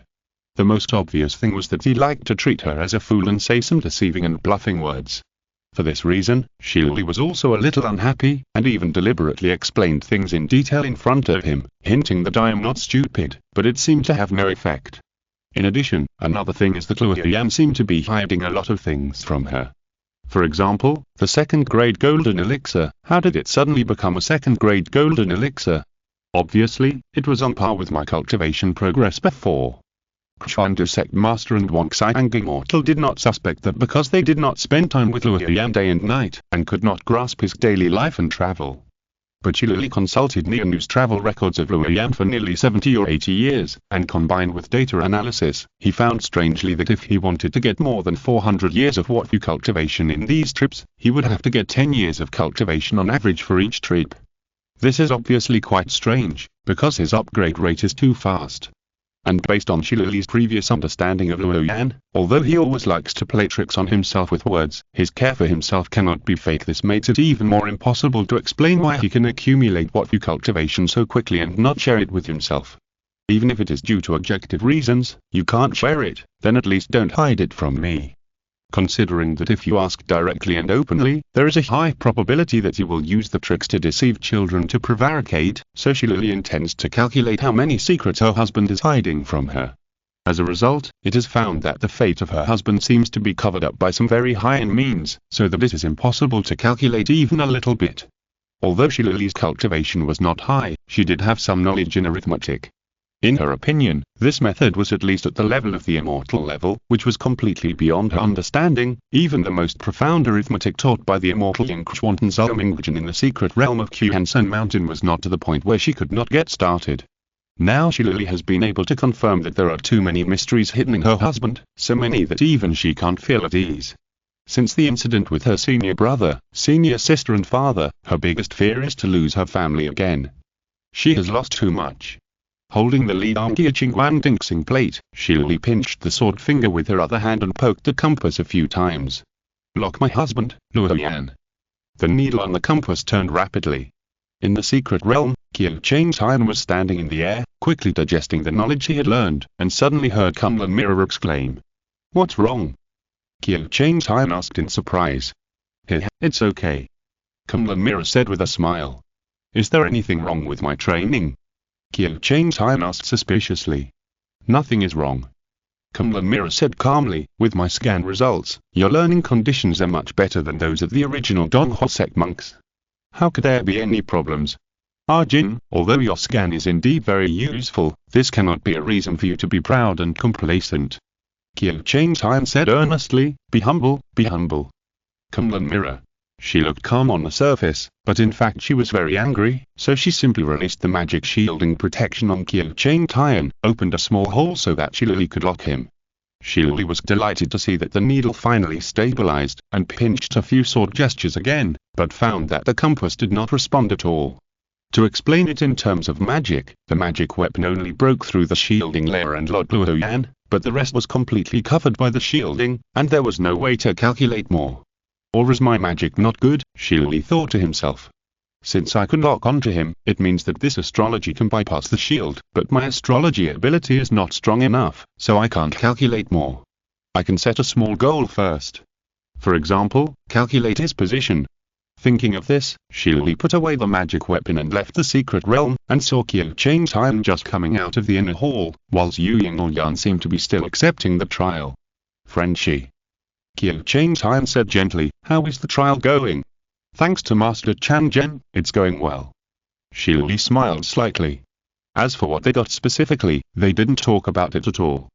Qiu Chang's Hyun also knew it well, so he didn't continue to ask her, but silently calculated what he got from this trip. Through learning and practicing in the secret realm, Qiu Chang's Hyun has completely mastered the details of this Take South Under method from the Thunder Dragon opposite. Now he can about take South Under with his bare hands without using Thunder Hammer and Thunder Cone. That is to say, when playing other roles later, even if the Cone and Hammer are not around, the Take South Under can be used as a trump card to be revealed at any time. The only problem is that the use of Taoism without the help of magic weapons consumes more true essence and mind, but compared with the improvement in controllability, this price is completely worthwhile, even more than the money. Just thinking about this, I saw Zhu Ying coming back from the back hall. At this time, she had changed into a robe, and the length of her hair was different from the original. It seemed a little shorter. Junior sister, Qiu Chang's Hyun was about to ask a question, but was interrupted by Zhu Ying who had expected it. I saw that her eyes were restrained, and her emotions were also very excited. She smiled and said, "Senior brother, this time I have learned a very powerful secret method." "Oh, then congratulations to junior sister." Qiu Chang's Hyun also smiled and said, automatically ignoring the hidden meaning of "I will beat you this time" in that junior sister's words. "Congratulations to Master Cunning for obtaining the secret method." Shirley also smiled and said beside her. Zhu Ying immediately felt a little embarrassed, and then she remembered that Shirley was also there. Wouldn't she have been seen clearly when she was flirting with her senior brother just now? She quickly changed the subject. "Sister Luli, did you gain anything in the secret realm just now?" "Thanks to Master Cunning, I gained a little." Shirley repeated the words she used to deal with Qiu Chang's Hyun to Zhu Ying. Qiu Chang's Hyun wanted to laugh when he saw this, but he concealed it well. "Yeah." Zhu Ying nodded and said, "In that case, we can talk about how to deal with the whereabouts of the runes next." Chapter 636 Return to Cunning, Subsequent Waves. This relic was discovered by two real people. "I won't tell anyone," Shirley said calmly. "However, every time you open the trial of the statue, it seems that you need to light a stick of incense from the incense burner. There are still 2 sticks of incense in the burner, which means it can be opened twice. After that, you have to find more incense before you can continue to use it. The meaning of this is very clear. It is recommended to use up the incense here until there is only 1 stick left, and then hand it into the sect. After all, the sect recommends finding more incense based on this stick of incense, and we can also exchange it for rewards from the sect, which is to maximize the benefits." Qiu Chang's Hyun nodded slightly, and Zhu Ying was about to go over to light the incense, but found that he couldn't light it. According to the sect's rules, any elite disciple who has made great contributions and is allowed to enter the Cardinal Hall with the permission of the headmaster can only participate in the trial once every 300 years. The statue suddenly said, "Your behavior of ignoring the sect's rules will be kept on file for the sect elders to review." Qiu Chang's Hyun, Zhu Ying, Shirley. They finally realized that they had missed one thing, that is, after lighting the incense, all the monks in this hall can participate in the trial and obtain scriptures and magic weapons. In other words, if hundreds of monks are stuffed into the hall, then when 1 incense stick is lit, Donghua sect will lose hundreds of magic scriptures. This is definitely not acceptable for the sect. As a cultivation sect, it is necessary to regularly distribute cultivation resources to monks to help them gain sufficient strength growth, and it is also necessary to control the frequency and intensity of distribution. Otherwise, if too much is distributed, not to mention the emptiness of the sect's internal inventory, if the monks who get the things die or betray, the sect's losses will also double. Nowadays, in terms of distributing resources, the 6 parts of the demonic cult adopts an involution mode, giving resources to those with higher strength. The 3 purities of the orthodox cult adopts an audit mode, giving resources to those with higher potential. But whether it is the orthodox cult or the demonic cult, in fact, many thresholds have been set up, and the monks under the sect will not be allowed to frequently participate in the secret trials to obtain treasures. According to the statute, the Donghua sect naturally set up similar thresholds. One is that you cannot enter the Cardinal Hall without meritorious service. The second is that you can only get a treasure once you light a stick of incense each time. The third is that each person can enter once every 300 years. Therefore, the frequency and quantity of resources distributed by the Cardinal Hall have been well controlled. For Qiu Changtime and the other two, it is undoubtedly blocking their way to repeatedly brush benefits, and they can only use the existence of this site to find the sect in exchange for benefits. Speaking of this, Qiu Changtime understood Shilleli's meaning, and then he said thoughtfully, if we Kunlun want to send people here, we must pass through the East China Sea. After all, we can't get around Penglai, so Kunlun and Penglai will have to negotiate sooner or later. Why don't we and Luli go back to Kunlun and Penglai to contact the headmaster, take the lead and arrange this matter? What do you think? Zhu Yingyan thought to himself that compared to discovering the ruins of an ancient sect, it must be discovering an ancient sect together with the monks of Penglai, because it is in Penglai and can't be avoided, so we want to arrange a meeting between the two factions is more thoughtful and can better reflect the overall situation. No problem. She nodded to express her second opinion. That's great.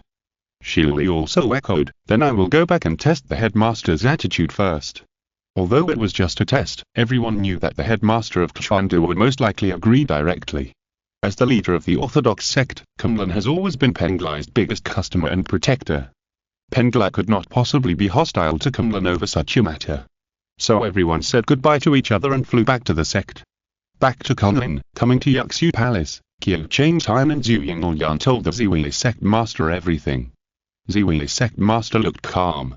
After listening, he nodded lightly, waved his whisk, and said, I already know about this matter. You can go back. The sect will handle it. Qiu Changtime and Zhu Yingyan looked at each other and could only leave. Leaving Yuxu Palace, Zhu Yingyan sighed and said, as expected of master, he can remain calm when he suddenly hears about such a big thing. Qiu Changtime casually echoed, thinking to himself, how is it possible? It is clear that master has never heard of the name Donghua sect, so there is no expression. Maybe he will run to find Qisun Immortal immediately after we leave. In the Kunlun Tianmen Hall, the Immortal Qisun was still sitting on the top of Tianmen Peak, playing chess on a chessboard, holding the black chess piece in his left hand and the white chess piece in his right hand, enjoying himself. The Ziwili sect leader stepped onto the Tianmen Peak and bowed his head. Immortal. Wait a minute. The Immortal Qisun raised his hand, signaling him not to speak. I just thought of a brilliant move. He quickly placed a few pieces, and then pondered for a long time. Immortal. Seeing that he did not respond, the Ziwili sect leader had no choice but to raise his voice and asked, have you ever heard of the Donghua sect? The Immortal Qisun was stunned for a moment and said, where did you hear this name? Changzheng and Qingyin found the remains of the Donghua sect in the East China Sea. The Ziwili sect leader replied. The Immortal Qisun was silent for a moment, and threw the chess piece in his hand into the chess basket. Follow me to Penglai King Temple. Going to Penglai, that is, the Immortal Qisun would personally take him to the ruins of the Donghua sect to explore. Ziwili sect master hurriedly followed and asked, what kind of sect is Donghua sect? Qisun Immortal kept walking and said, I don't know much about this matter. I only heard master mentioned it once during the period of sect, but he didn't say much. So Ziwili sect master also shut up tactfully. He noticed that Qisun Immortal said master instead of master, which means that it was the great man who mentioned Donghua sect. Humph.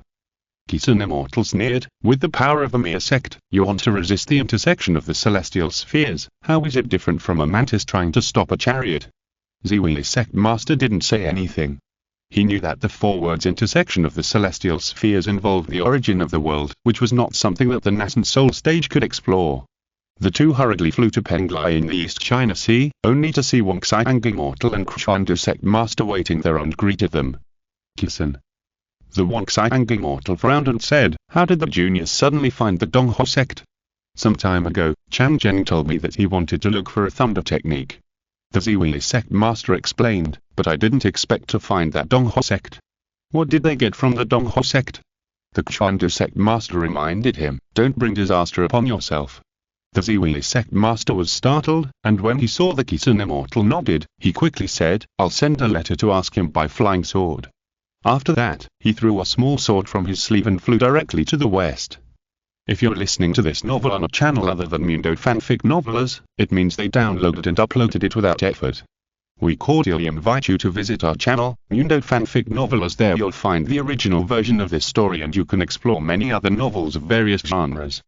We're waiting for you to immerse yourself in a world of incredible novels. Chapter 637.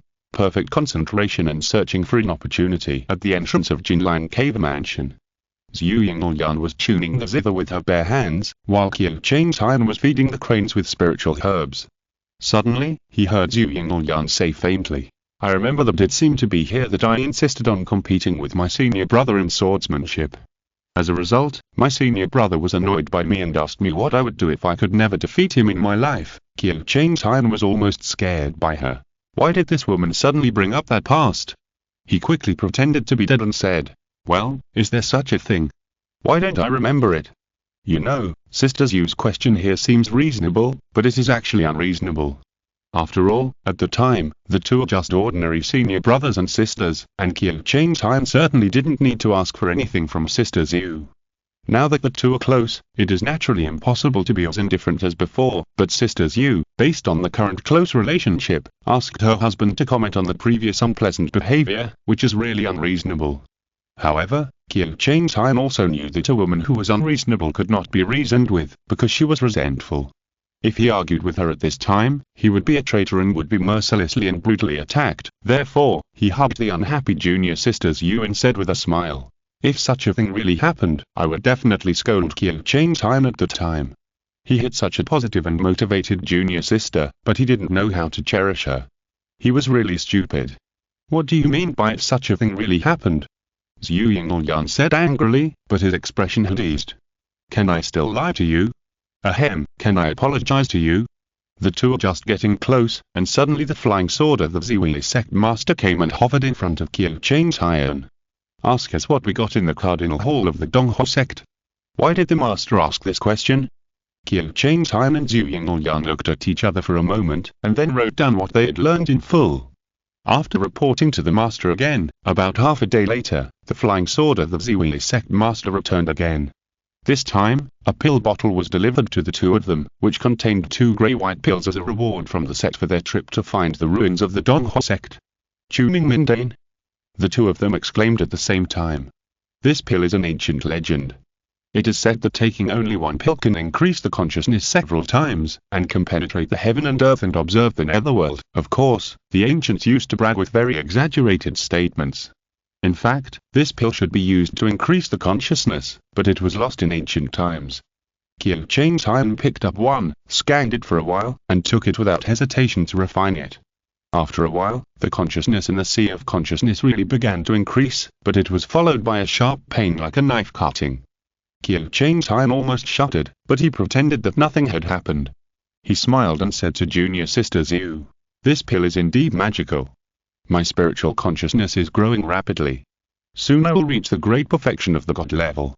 Seeing that her senior brother's cultivation had increased dramatically, junior Sister Yu was not willing to hesitate, and she also took her own pill directly. But after a moment, she almost gasped in pain, and could not help but stare at senior brother Gao with gritted teeth. Qiu Changtian still kept smiling, and his sea of consciousness had already been in terrible pain. Seeing that junior sister was indeed caught off guard like himself, he felt a little happy. The two of them stared at each other, enduring the pain of the sudden increase in spiritual consciousness, pretending to chat as if nothing had happened. "Junior sister, why don't you look good?" Qiu Changtian asked knowingly. "Senior brother why is your face so pale?" Zhu Yingyan squeezed out the word from between his teeth. "Junior sister, if you are not feeling well, you can tell your husband, don't bear it." Qiu Changtian pretended to care. "Brother, if you are in so much pain, it's okay to cry beside me." Zhu Yingyan was trembling. After bickering for about a quarter of an hour, the severe pain slowly subsided. The two of them lay on the stone bed at the same time, slowly adjusting their breathing and checking their sea of consciousness, and found that the consciousness that originally needed to be cultivated for dozens of years was finally fully complete. Next, they had to find an opportunity to break through the stage of soul preservation and advance to the stage of seeking roots in the golden elixir realm. There are various and varied definitions of the so-called opportunity, and the most recognized one is inspiration, which means that you can't sit in the cave and advance step by step, but must go out to find some inspiration and opportunities. Sometimes it may be that you travel around for several months, and one day when you see the rising sun, you feel something in your heart and advance. Sometimes it may be that you go deep into the world and walk across the country, and one day when you eat a bowl of noodles in an ordinary house, you feel a blessing in your heart and advance. There are all kinds of situations, but basically they are all changes in your state of mind caused by emotional touch. In this regard, cunning, which emphasizes the cultivation of the state of mind, has a unique advantage. Almost all of its disciples can be promoted smoothly, and the longest time is no more than 20 years. The opposite example is the sword immortals of Shushan, because most of them are brave and fierce, and their state of mind is flawed. The average time for a breakthrough is more than 10 or 20 years. At this time, Kyo Chang-time has also found that his sea of consciousness is completely full, and no matter how he breathes and gathers his spirit, it has no effect. Regarding this opportunity for promotion, do you plan to go somewhere to look for it? Zhu Yinglyan asked curiously after recovering from his shock. Not yet. Kyo Chang-time said with a smile, I plan to go out and take a look around to see if there are any opportunities. Oh. Zhu Yinglyan knew that his senior brother planned to search alone, so he nodded and said, I want to go back to the Zhu family in Tainan to live for a while, to see the residents, objects and relatives and friends before practicing Taoism. If you find that you can't get promoted, you can also come to me. Yeah, recalling the past and comparing it with the present is also a good way to trigger emotions. Kyo Chang-time nodded and smiled, I wish you a smooth promotion. Senior brother too. Kyo Chang-time flew away from Jinlin on his sword and found a secluded and deserted place. He said to Kunlun Jing, Jing, read the file Ling Yunpo. Point 2. Shushan Shang King Sect, King Luo Peak. Character identity. Ling Yunpo. Mirror Flower Water Moon Templar covered, in the process of time and space shuttle. Shushan King Luo Peak, Kim Feng's Henren Ling Yunpo opened his eyes from the bed and slowly got up. After wandering around the Taoist temple for a while, a sect steward came to the door and specifically asked to recruit him and senior sister Anne. It turned out that the current Shushan Shang King sect was severely damaged by the last siege by the demon cult. Although the sect's headquarters was never breached, a large number of Jin and Zenren suffered heavy casualties in the fight, and even many elders were killed. Therefore, the list of Jin and deacons who were originally responsible for handling sect affairs had to undergo a major change in order to fill the vacancies of those who died in the fight between the demon cult and the demon cult. Following senior sister into the steward hall, Ling Yunpo looked at the sparse crowd around him and wondered if Shushan's heavy loss this time would change the original atmosphere of involution. After all, cultivators are the most valuable resource of a sect, aren't they?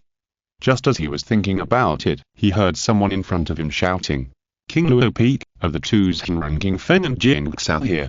Chapter 638. Locking the demon and guarding it, Yuan family's past. There are currently 2 vacancies for deacon positions. One is the guard of the demon locking tower, and the other is the guard of the fire element cave. The Jin and deacon in charge of the summons said, Kim Fen, Jin Xao, the 2 immortals, please decide which position you want to take. Ling Yunpo thought to himself that as expected, both were the 2 most difficult and tiring positions. Shushan and Kunlun are different, because most sword immortals are good at fighting and killing, so the 2 types of positions for internal law enforcement and external clearing are the most sought after. The second is relatively simple work, such as handling government affairs or managing classics, which can be completed early and then go home. As for the guards of the demon locking tower and the fire element cave, no one would take the initiative to choose the positions. First, because they are both important places of the sect, they need to be guarded for 12 hours a day, and they are not allowed to leave before the shift change. Second, because there is really nothing to do during the guarding period, which is like being in prison for the sword immortals, but the Kunlun monks who like to practice in peace and quiet like it very much. Ling Yunpo discussed with Mzisu for a while and decided to choose the less boring guard of the demon locking tower. One advantage of this position is that they can enter and exit the demon locking tower freely. In theory, the guards of the demon locking tower must be stationed in the demon locking tower at all times, receive and review the monks who want to enter with the demon locking tower order, and be ready to deal with emergencies at any time. In fact, most of the guards will occasionally leave their posts and go into the tower to have fun. After all, it is these deacons who were responsible for guarding the demon locking tower. In addition, they have not left the demon locking tower. Therefore, even if the Ning elders on duty every day find them during patrols, most of them will turn a blind eye. After taking over the responsibility of guarding the demon locking tower, the 2 of them flew to the demon locking tower together and began to patrol around the tower. After about half a day, senior sister Anne was really bored with patrolling, so she went to the nearby market to buy some wine. She ran away, but Ling Yunpo couldn't leave. Otherwise, if someone came with the demon locking tower order and found that there was no guard outside to receive them, it would be very troublesome. After patrolling for a while, they saw a sword light suddenly coming. Ling Yunpo quickly blocked the sword light and saw that the person flying the sword was his old acquaintance Gyunchinu. This senior sister from Qizu Peak was covered in blood, but he didn't know who she had just fought with. He then realized that the one who was seriously injured was not Gyunchinu herself, but Yuanzhen behind her. This junior brother Yuan's right hand was broken at the elbow, and his left arm also hung limply. There were countless wounds all over his body, all caused by sword ki of various shapes and sizes. Senior sister Yuan. Ling Yunpo asked in surprise, how could this be? No time to say more. Gyunchinu looked nervous and spoke quickly, Master King Feng, I'm going to take him to the demon locking tower for shelter. If anyone follows us later, please don't reveal our whereabouts. After that, she turned into a sword light again, and rushed into the tower from the center of the four symbols formation with Yuanzhen, who was barely alive. Ling Yunpo remained silent and did not make a move to stop him. The reason for not stopping him was very simple. He had a good relationship with Gyunchinu, and Yuanzhen was Qiu Chang Tian's junior fellow student and the chief of the foundation building realm of Kunlun Tai King sect. If he tried to stop him, he would have to fight with Gyunchinu first. Considering the difference in their cultivation strength, the other party would almost certainly lose, and all the friendships he had with her in the past would be ruined. What did he get in return? At present, he could not see any benefit worth doing so. Secondly, Gyunchinu said that someone was chasing them, so when the pursuers arrived, Yuanzhen would definitely die. What kind of political impact would the death of the chief of the foundation building realm of Kunlun in Shushan bring? Ling Yunpo did not know, nor did he want to know. He would rather eliminate the disaster before it happened, so as to avoid any trouble at the time. His current strategy in Shushan was to avoid attracting attention and keep a low profile. After Gyunchinu rushed into the tower, he slowly continued to circle the locking demon tower. Not long after, he saw another more majestic sword light arriving here. Ling Yunpo casually identified the person for a moment and determined that the person was Elder Leng Quan, the head of Qixia Peak. Elder Leng Quan usually did not like to participate in political affairs. He was the kind of sword maniac who concentrated on practicing swordsmanship and was not interested in anything else except practicing. At this time, he was full of murderous aura and asked coldly, "Have you ever seen Gyunchinu from Qizu Peak bringing a wounded person on a sword?" Ling Yunpo immediately showed a blank look at the right time. Seeing Elder Leng Quan's stern expression, he quickly replied, "I have never seen it. I have been patrolling near this demon locking tower. It is my duty and I dare not neglect it. Have you ever seen a sword flash nearby?" Elder Leng Quan was already impatient after hearing his nonsense and immediately shouted loudly, "Elder, you are joking." Ling Yunpo smiled, "This is like Dengping. There are at least 800 fellow disciples passing by here. How could there not be sword lights passing by?" Before he finished speaking, Elder Leng Quan had already left with a wave of his sleeves, and the sword lights disappeared in an instant. Ling Yunpo sighed and pretended that nothing had happened, and continued to patrol around the demon locking tower. After about half an hour, Gyunchinu came out of the demon locking tower and bowed to Ling Yunpo to express her gratitude. "Thank you for your help, Master King Feng." Although Ling Yunpo called her senior sister Gyunchinu was obviously the type who was very savvy. She knew that Ling Yunpo respected her seniority and the past relationship, so she still respectfully called him Master King Feng. "You're welcome, senior sister Yuan." Ling Yunpo scanned the surroundings again, and asked with concern, "That Elder Leng Quan, and why did he chase you?" Gyunchinu looked as if she wanted to say something but hesitated, and after a long while she sighed and said, "Master King Feng, you don't know that this matter involves an old story of our Longsiguan family." Ling Yunpo said immediately, "If it's inconvenient to talk about it, that's fine." "It's not inconvenient," Gyunchinu said dejectedly, "that Elder Leng Quan was Gyunzhen's father." Ling Yunpo. "What, a big show at filial piety? Master King Feng should know that my Shushan sword Immortal needed to establish a path of self-examination after achieving the golden elixir stage due to his state of mind." Gyunchinu whispered that Elder Leng Quan originally practiced the forgetful flow, and so he also married and had children in the mortal world. Then for some reason, he suddenly changed his mind and decided to practice the heartless flow, and he forcibly switched from the forgetful flow to the heartless flow, and to prove his heartless meaning, he actually chose to kill all his wife and children. It is said that he killed his wife first, then his parents, and finally his children. When only Yuanzhen was left, he finally entered the heartless state of mind, laughed loudly several times, flew back to Shushan on his sword, and went to the heart examination cave. When we arrived at his house, we discovered that almost no one in his family survived except Yuanzhen, who had a mental breakdown. Chapter 639. Zisu on Senior Sister's Majesty. As soon as Yuanzhen's words came out, it was like a flash of lightning, connecting all the doubts in Ling Yunpo's heart and explaining them clearly. Why did Yuanzhen, who was born in a family of sword immortals, go to Kunlun to become a disciple? Why does this guy always have a cold face, as if everyone owed him 5 million? Why did Yuanzhen once say that she would rather choose the King Wen style than consider the Zhu King style? Isn't it true? With such an inhumane example, no one can have a good impression of the Zhu King style. Seeing that Ling Yunpo didn't react at all, Yuanzhen couldn't help but feel a little disappointed, thinking that this junior brother Ling was also a cold-blooded creature. No. Those who practiced the Zhu King style in the sect would not be moved after knowing this. Junior brother Ling practiced the King Wen style. Why was he so indifferent? If Ling Yunpo knew what Yuanzhen was thinking, he would definitely laugh. It's just killing his wife and children, is it rare? In my era, there were so many ugly things. Have you seen people who help their leaders do housework and take care of children?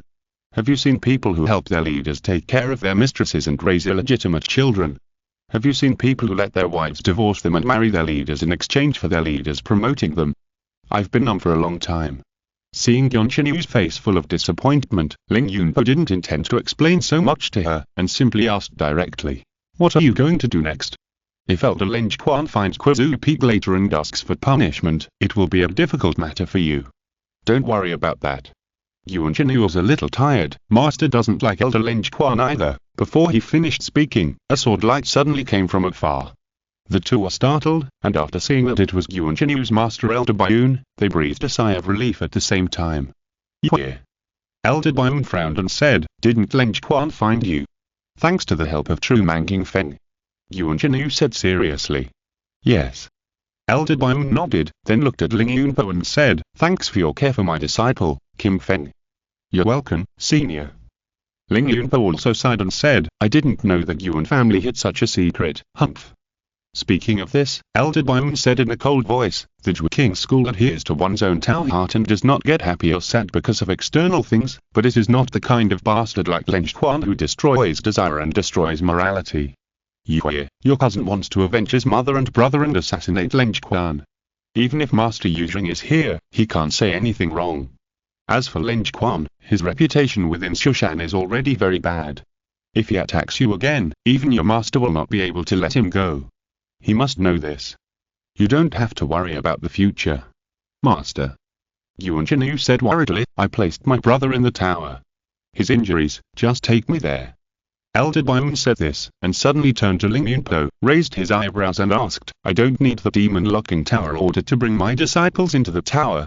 No. Ling Yunpo laughed, "I just took a nap in the tower, and didn't see anyone." "Yeah." Elder Bayun took Yuanzhen into the demon locking tower and said casually, "This King Feng's Hinron is a man who knows the times. We can make friends in the future." Ling Yunpo listened from behind and felt a little amused. Elder Bayun praised himself for knowing the times, and what he said was really right.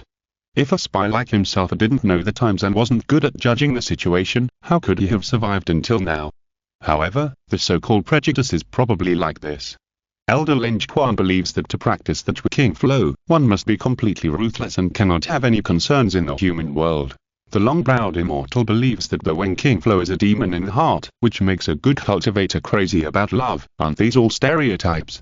It's just that Elder Lin Quan didn't have that kind of strength, so his behavior was despised by most people in Shushan.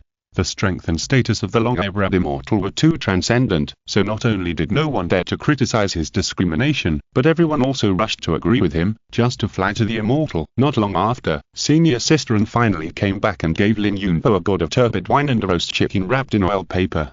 "Senior Sister, you are having a good time outside, but I have encountered several troubles here." Ling Yunpo roughly told Nzisu about the matter, and Nzisu was a little confused. "What?" In order to practice the Zhu King style, he actually killed his wife and children. This person is sick. Junior brother. Nzisu frowned and said, "The behavior of this Elder Lin Quan is really crazy and outrageous. However, he is an elder in the nascent soul realm after all. If we can avoid offending him, it is better not to offend him. Yuan Chenyu has her master to protect her, but we have to rely on each other to get by. Ling Yunpo was shocked when he heard this nearby. No way, is this my senior sister and who has no emotional intelligence? Senior sister Am, who is happy to take revenge and dares to love and hate, encountered such a thing. Shouldn't she call for the killing of Elder Lin Quan and sympathize with Yuan's situation? You are not right.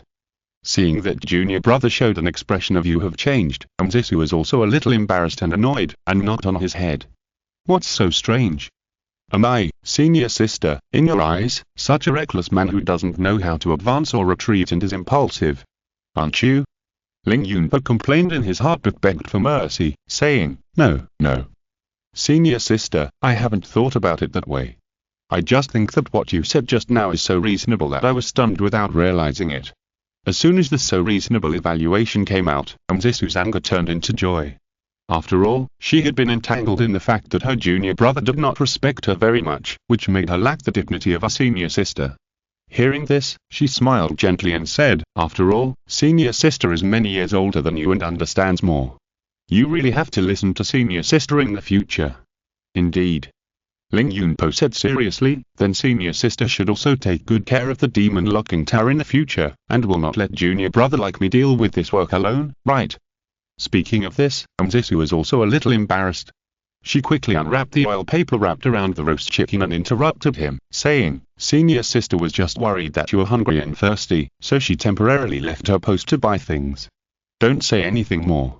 The two of them sat down on the rocks near the demon locking tower, drank a pot of wine, gnawed the roast chicken until only the bones were left, and threw it under the Thunder Cave terrace.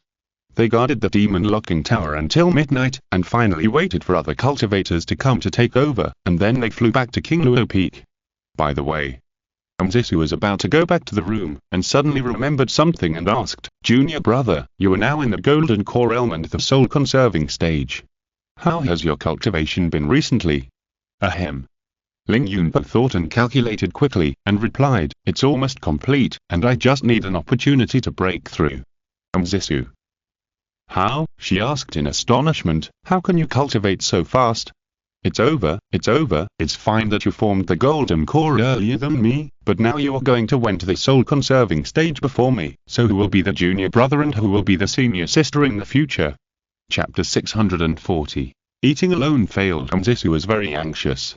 The reason why she liked to protect her shortcomings was nothing more than Su Jian's admonitions and teachings, which subtly instilled some traditional concepts in her, such as the master should protect the apprentice, the father should protect his children, the senior sister should protect the junior brother, etc. However, what should I do if the junior brother's cultivation strength exceeds that of the senior sister? If Su Jian were to evaluate, it would be the senior sister is really not motivated enough. After all, in Su Jian's view, I take care of you because I am older than you and stronger than you, so this is what I should do. But if I am older than you but weaker than you, who should take care of whom? Without the dignity of the senior sister, this ethical relationship will be messed up.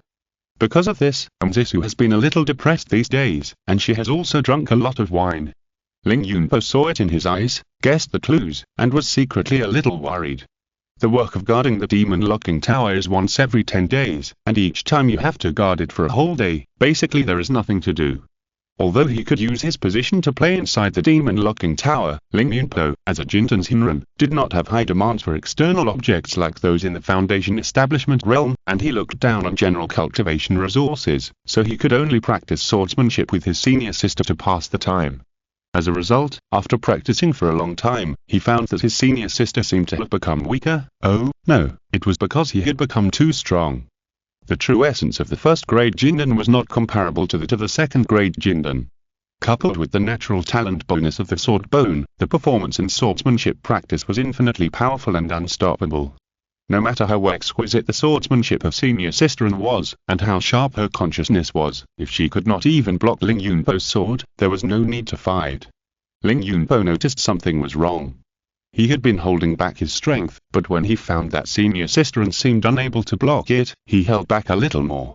This time, Zisu's natural swordsmanship heart noticed something was wrong, and guessed that his junior brother was deliberately letting him go, and he suddenly felt a little more pain in his heart. Not long after, she asked the sect to go out for training. A Jindan's application for training is like a migrant worker's application for annual leave. It is his legitimate right, so the sect naturally cannot easily refuse it, so he readily approved it for 3 months. Ling Yunpo learned that Senior Sisterin was going out, so he also asked for 3 months of leave and followed Senior Sisterin out of Shushan. "Where are you going, Senior Sister?" he asked as he caught up from behind. "Now that the demon cult has just failed to attack Shushan, there may be an ambush outside. It's too dangerous. How about I accompany you?" That, Zisu hesitated. Could it be that Senior Sister has found some clues to the ruins and plans to explore alone? Ling Yunpo's face was stern. Zisu was silent. Ling Yunpo suddenly shouted in his heart, "How unreasonable!" But said sadly, "Since Senior Sister is unwilling to take me there, I think there is a reason. Well, junior brother, I will go back to King Luo Peak." After saying that, he pretended to leave, but Zisu grabbed his arm and said faintly, "Forget it, I won't hide it from you, just follow me." The two of them flew forward together, and Zisu told the truth. "The place I am going to this time is an island in the South China Sea. The classics left by Master mentioned this island, saying that there lived an ancient sword fairy on it, who was willing to entertain the Jindans and of Shanzhou continent, so I wanted to go there to look for an opportunity." "I see." Ling Yunpo nodded and said, without asking why Senior Sisterin didn't intend to tell him about this matter. If he didn't eat alone, how could he have the opportunity to surpass junior brother in cultivation and regain the dignity of being a senior sister? "Humph, I caught him." "Then I go with my senior sister, is that okay?" he asked, pretending to be embarrassed. "Whether we can find that island is still a matter of debate." Zisu sighed and said, "I heard that the location of the island is not fixed, but will keep changing. Master was fleeing from the enemy's pursuit, and he accidentally ended up there and had an adventure. Later, he returned to look for it, but found that it was gone." The two flew at high speed on the sword, bypassing the 10,000 mountains in southern Xinjiang, and finally arrived at the South China Sea. Zisu followed the route left by Su Jian before, and took Ling Yunpo to the southeast and southwest, and finally stopped on a vast ocean, recalling and thinking. "According to Master, it is basically nearby. Why is there no island?" Ling Yunpo scanned the surroundings and asked curiously. "I think it still depends on chance." Zisu sighed and said, "Why don't we split up and look for it to see if we can come across that island? Looking blindly like this is like looking for a needle in a haystack, isn't it?" Ling Yunpo pondered for a moment, then smiled. "Senior Sister, do you know how to find an island in this ocean as quickly as possible?" "What method?" Zisu asked blankly. "Of course, we have to use flying birds." Ling Yunpo was full of wisdom, confident, and said calmly with bright eyes, "Birds flying on the sea need to find islands to stop and rest from time to time, otherwise they will fall into the sea due to exhaustion. Therefore, most seabirds will only move between islands and will not fly around randomly. As long as we can follow the migration direction of the birds, we can find nearby islands as quickly as possible. This is more efficient than a carpet search. So that's how it is." Zisu suddenly realized and praised him sincerely. "Junior brother, you are so smart. I can't think of these at all." And Ling Yunpo continued to wag, clapping his hands and laughing. "Since this island has been almost unheard of before, I think even if it appears, it must have appeared in a place where few people go. The further south the South China Sea is, the farther away from Shanzhou, relatively speaking, the fewer people have explored it. Therefore, we can go all the way south from here, follow the seabirds to find nearby islands, and check them one by one. Junior brother, you have thought it through very carefully." Zisu nodded, gave up thinking and said, "Then I'll listen to you." The two of them flew south on their swords, constantly spreading their spiritual sense to scan the distance along the way, looking for any traces of seabirds. They searched for 6 or 7 islands in a row, all of which were pristine uninhabited islands that had never been visited by humans. Zisu was relatively calm, but Ling Yunpo was a little irritated, so he asked Kunlun Mirror in his mind, "Miss, she can calculate the location of the Donghu sect, so you, a Jin, can't be unable to calculate it, right?" "No way, no way." "Nonsense." Kunlun Mirror said lazily, "I'm just a mirror, how can I master the art of calculation? If I know everything, do I need you to mend the sky for me? Wow, a Jin, you are such a waste." Ling Yunpo said dissatisfiedly, "If you can't help with such a small matter, what use do I have for you?" Kunlun Mirror suppressed his anger and asked Kingping Sword, "Do you know the island where the ancient sword immortal lives?" "If it's a sword immortal who lives in seclusion in the South China Sea, I do know one." Kingping Sword said with a smile, "As for whether it's the one your master met that year, I don't know. Chapter 641 I don't fall for your tricks. The two flew on swords over the vast sea, searching for traces of seabirds. Ling Yunpo casually used his spiritual sense to explore the distance, but secretly paid attention to the direction of the ocean current. According to King Pingjian, the main body of the island is actually an eternal iceberg, which is covered with dust brought by the sea breeze. Thick soil has been formed year after year. From the outside, it looks like an ordinary island, but it is not connected to the seabed underneath, just like a ruthless duckweed. As we all know, cultivators often encounter problems with their inner demons during their long journey. Kunlun's solution is, from the entry-level Kunlun Tianzu climbing test, those who are not firm in their Taoism and unstable in their character will be screened out. Shushan's solution is, after the cultivators have formed the elixir, they go to the heart-searching cave to question their hearts, form their own obsession with Taoism, and try to avoid flaws in their Taoism. Penglai's solution is, let it go, so many sects in the world don't care about this, why should I care so much? In fact, most sects really have no ability to manage it, and can only be forced to coexist with the inner demon. But for those monks who were unfortunately possessed by demons and have survived by chance, they cannot be as blind as the sects, who dares to play badly and die. The iceberg island mentioned by King Ping Sword is a very rare and unique place that can resist the erosion of the inner demon. It is said that as long as you go deep into the interior of the island, reach the ice layer, dig a hole in it and then drill into it, you can temporarily freeze your body and delay your consciousness. Of course, the demon will also be delayed in the same way. Due to the confrontation at the level of consciousness, the combat power of the demon is far greater than that of humans, so this is equivalent to pulling both sides to the same inferior starting line, so that they can barely fight back and forth. Although this still cannot completely solve the inner demon, it only extends the time of death in disguise, but the monks on the verge of despair often have no choice.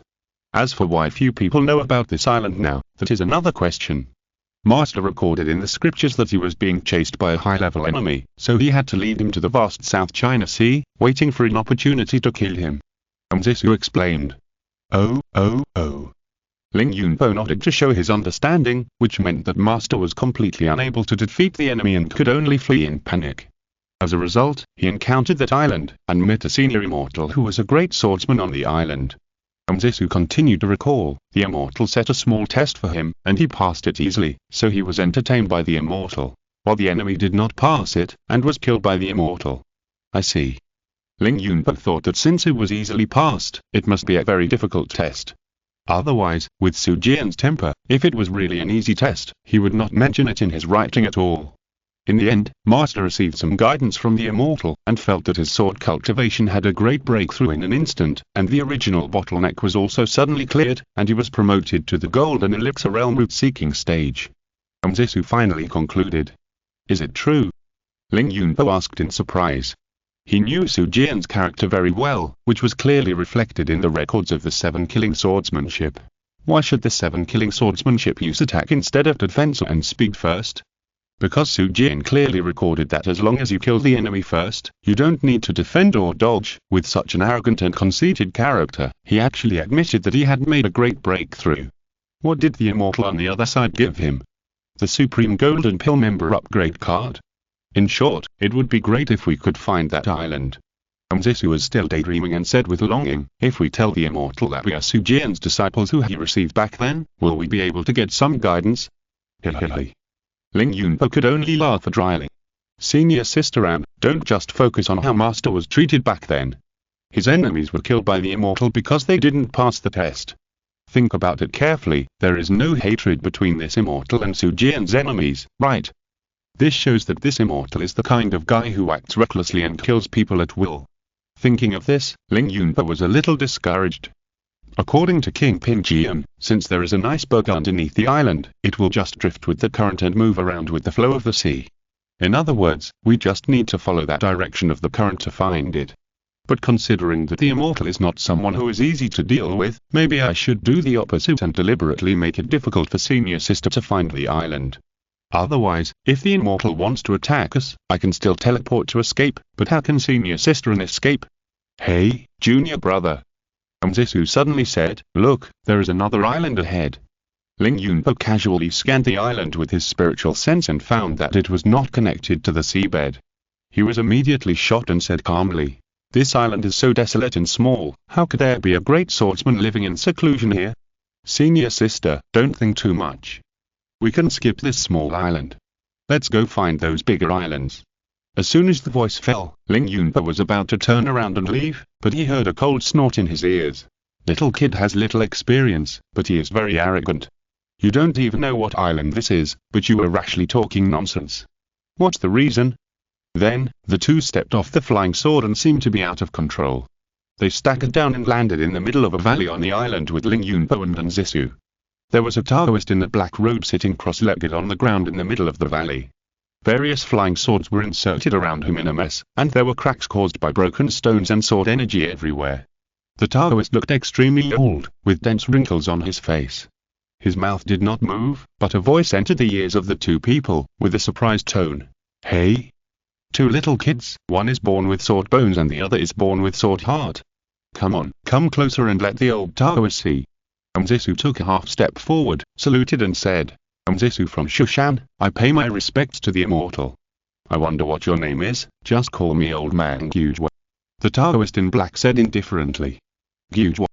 What a miserable name, Ling Yunpo thought to himself. In the eyes of people in this world, widowhood, loneliness, and disability are collectively called the five evils, that is, no wife, no husband, no father, no children, and disability, which are five relatively unfortunate lives. Above that is Jwa, which means death, referring to sudden death, which is the most unfortunate. Since this immortal level old man called himself Gyujwa, it means that the sect he belonged to has been destroyed, all his elders have died, and he himself cannot leave this island. It can be said that he is almost destined to die here. You dare to have nonsense thoughts in front of your elders. The voice in my ear suddenly became sharp. You kid with natural sword bones, why don't you come over and salute this old Taoist? Sorry. Ling Yunpo hurried forward and said respectfully, I saw the sword energy all around, and the immortal sitting alone among them. I thought he must be a great swordsman. I admired him for a moment and couldn't help myself. Sorry. You talk too much nonsense.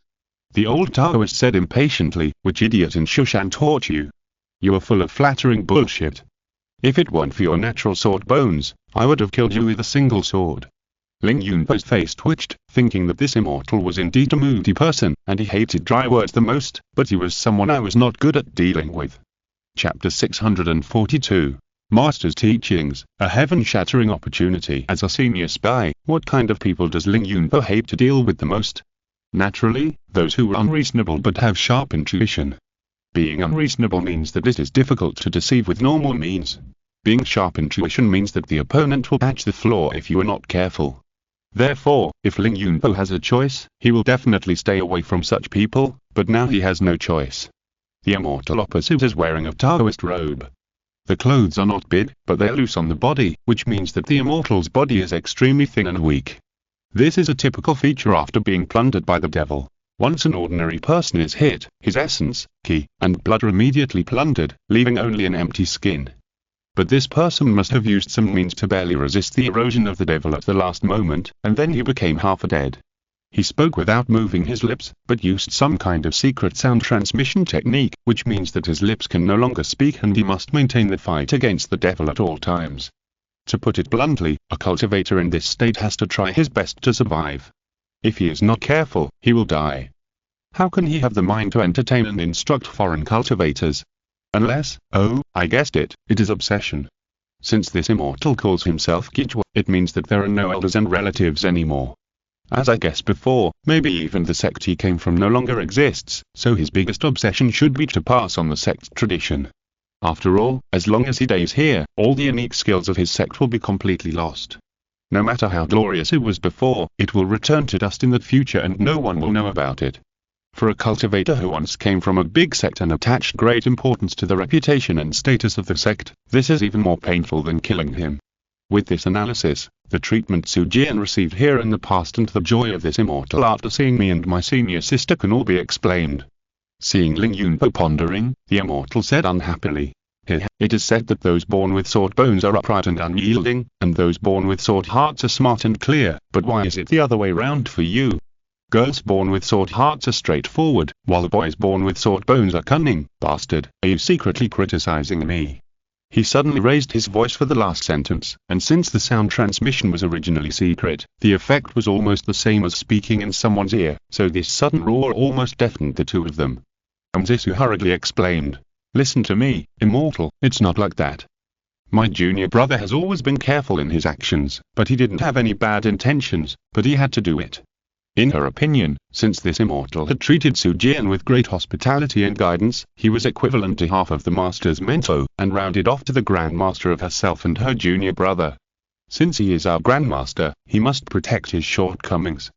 So she told all about the relationship between herself, her junior brother and Su Jian, why Su Jian was forced to retreat, how King Luo Peak fell into decline in Shushan. "It is precisely because of this that my junior brother had to think hard day and night, and make long-term plans for the future of King Luo Peak, all because I, as a senior sister, am useless." At the end, Zisu felt a little sad and could only lower her head and wipe her tears.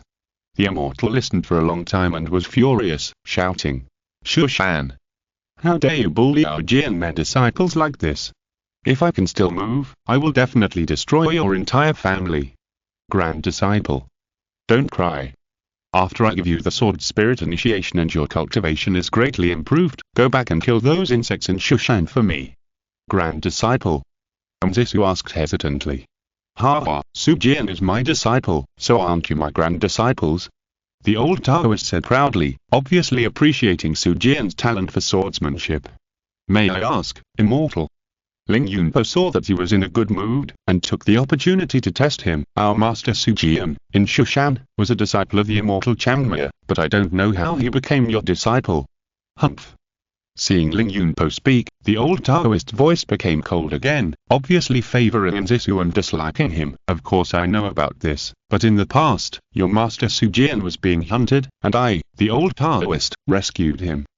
In order to repay the grace of saving his life, he worshipped me as his disciple, was willing to take my mantle, and worship me as a half-master, equal to the immortal Changmei."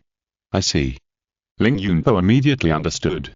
It must be that after Su Jian was rescued by this old Taoist, the old Taoist said, "If you don't worship me as your master, I will throw you out," and then the cheap master Su Jian had to kowtow to this old Taoist in order to survive.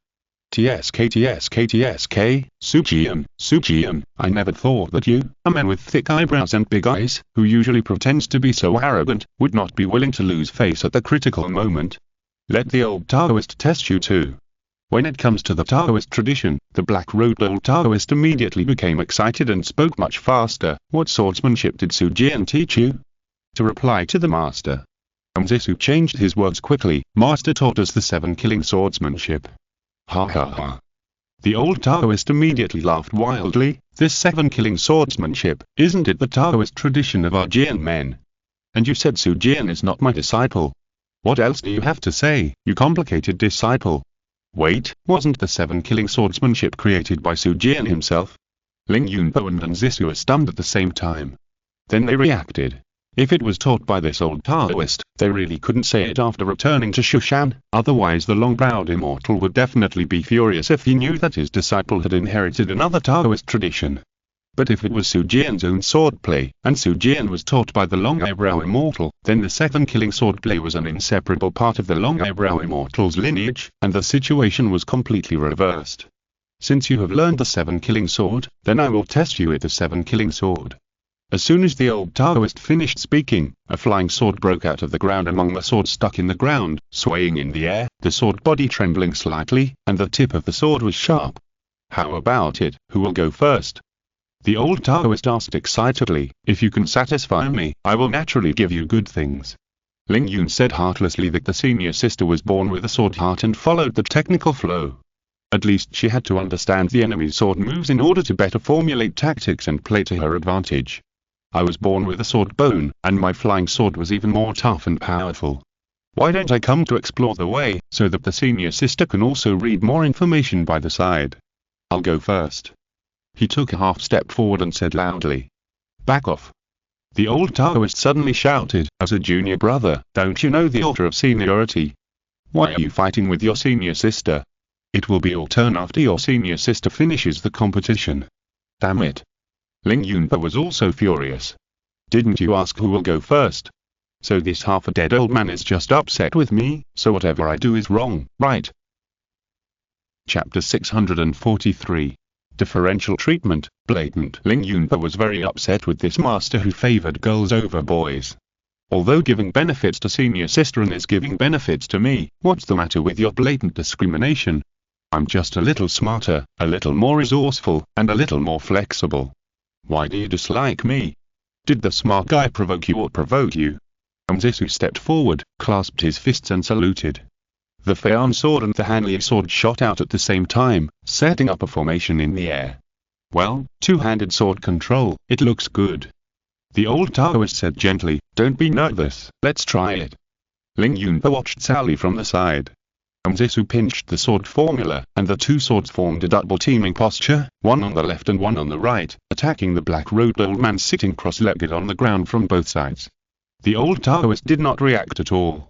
He saw the purple flying sword in the air first move to the left, and then lightly entangled the Hanli sword, and then swung a sword flower, pulling the force of the Hanli sword away, and smashed it towards the Feian sword. Ling Yunpo was watching from the side in shock. This move of using the opponent's force to counter the opponent's force, moving flowers and trees, and shifting the world was so exquisite that he didn't know how to describe it. He could only say that he couldn't understand it at all. A jing. He hurriedly called in his heart, hurry up and record it for me. I need to watch it carefully later. Kingping. Watch it for me first, break down the moves clearly, and explain it in words that I can understand later. Kunlun mirror, Kingping sword. Let's not talk about how he felt about this mirror sword. Zisu has played with the Immortal's force by using the opponent's force to counter the Immortal's force. He didn't panic on his face.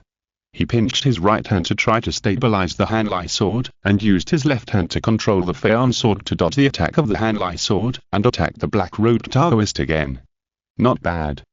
The old Taoist said majestically, he remained calm in the face of danger, and has the style of a sword immortal. Look at this move again. Ling Yunpo hurriedly looked over, wait. This move, which move is it? He suddenly found that this immortal Taoist was very cunning. Because his physical body was on the verge of death and could not move, he used his spiritual consciousness to control the flying sword, which made it impossible for outsiders to judge his next tactical move from his sword tactics. This old Taoist did not use sword tactics at all. The black-robed Taoist stood still, and the purple flying sword immediately flew back to save the master, easily blocking the Feian sword. Why not use Taoism? The black-robed Taoist suddenly asked. How can you use the sword Taoism in a pure swordsmanship competition? Zisu asked in confusion. You, kid, are born with a sword heart, which is too simple. The black-robed Taoist laughed. Why do you have to be so rigid? The sword Taoism was originally born to cooperate with swordsmanship. If you treat it as an ordinary Taoism, it will be inferior. Watch it. As he said this, he controlled the purple flying sword to chop against the Feian sword several times. Every time he chopped, several purple sparks popped out and rushed towards the cold sword that was attacking from the side. As a result, Zisu, who was using two swords at the same time, attacked from both sides, but could not break through the defense of the purple flying sword of the black-robed Taoist priest and reach the opponent. Ling Yunpo was amazed at the side, thinking that this was the case. He did not expect that he had also made a mistake in the past. Looking at the fighting methods of the Shushan monks, most of the time, swordsmanship is swordsmanship, and Taoism is Taoism, with clear distinctions. For example, I compete with the opponent with a flying sword. After fighting for a while, I suddenly release the sword Taoism to suppress the opponent. What is the flying sword doing at this time? It acts as a repeater for the activation of true essence, obtains true essence from the sword cultivator, and then puts it into the magic circle inside the sword body to activate the Taoism. Because of this, most of the time when the flying sword activates the sword Taoism, it cannot attack the enemy at the same time. Generally, it has to wait until the Taoism is activated before it can continue to act. However, the black-robed Taoist priest showed a different fighting style. Swordsmanship is the main, and the sword Taoism is supplemented. Taoism serves the swordsmanship and cannot be a separate school. Even if the use of Taoism will interrupt the rhythm of swordplay, then don't use Taoism, you must use swordplay first. Ling Yunpo suddenly became enlightened, as if he had been enlightened. Seeing that Zisu couldn't attack from either side, he suddenly stopped flying his sword and fell into a state of contemplation. Your senior sister has realized it. The voice of the black-robed Taoist priest sounded beside Ling Yunpo's ears. Boy, what about you? Thank you, master. Ling Yunpo said respectfully. As for what he was thanking for, it was self-evident. Humph. The black-robed Taoist priest didn't like his respectful attitude either, and said, "Come up and try your sword." Ling Yunpo walked forward and used the Kingping sword, the Lizhi sword, and the Wanzhu sword at the same time, and the three swords were fired at the same time. Hectares. The black-robed Taoist priest sneered, controlling three swords at the same time. It's flashy and superficial, but it depends on whether you have the ability. Ling Yunpo almost vomited blood, thinking that he would be ridiculed anyway, so he shot out the three swords at the same time, attacking without defense. First, he activated the Taoist method green mist cover and the can mountains on the Kingping sword, because he had seen clearly just now that the purple flying sword could emit sparks, which meant that it was either fire or gold. Using green mist cover and the can mountains to suppress non-water Taoist methods was undoubtedly the best choice. In the past, Ling Yunpo would definitely have to stop the Kingping sword from attacking and release the thick fog at the maximum speed. But just now, he was pointed out by the old Taoist, knowing that the use of Taoist methods should not affect the rhythm of the attack, otherwise there would be flaws, so he just controlled the Kingping sword to continue to attack the old Taoist quickly, and the thick fog sprayed out from its hilt, leaving a trail like a fighter jet at its tail. Oh, a water-based forbidden method. The black-robed old Taoist said disdainfully, "The Taoist method is good, but the tactical intention is too obvious, and it is easy to counter it." I saw that a large number of sparks also appeared on the sword body of the purple flying sword. The two swords collided and entangled with each other, and a large number of sparks fell into the fog, which suddenly seemed like boiling water, stirring the thick fog into a ball. Ling Yunpo realized that the Baiwaikan Yuan was broken, and he manipulated the Kingping sword expressionlessly to entangle the purple flying sword, and at the same time used the Wanzhu sword to attack the purple flying sword, while the Lizhi sword went around to attack the black-robed Taoist priest. The purple flying sword really wanted to turn around to save it, but it was entangled by the Wanzhu sword.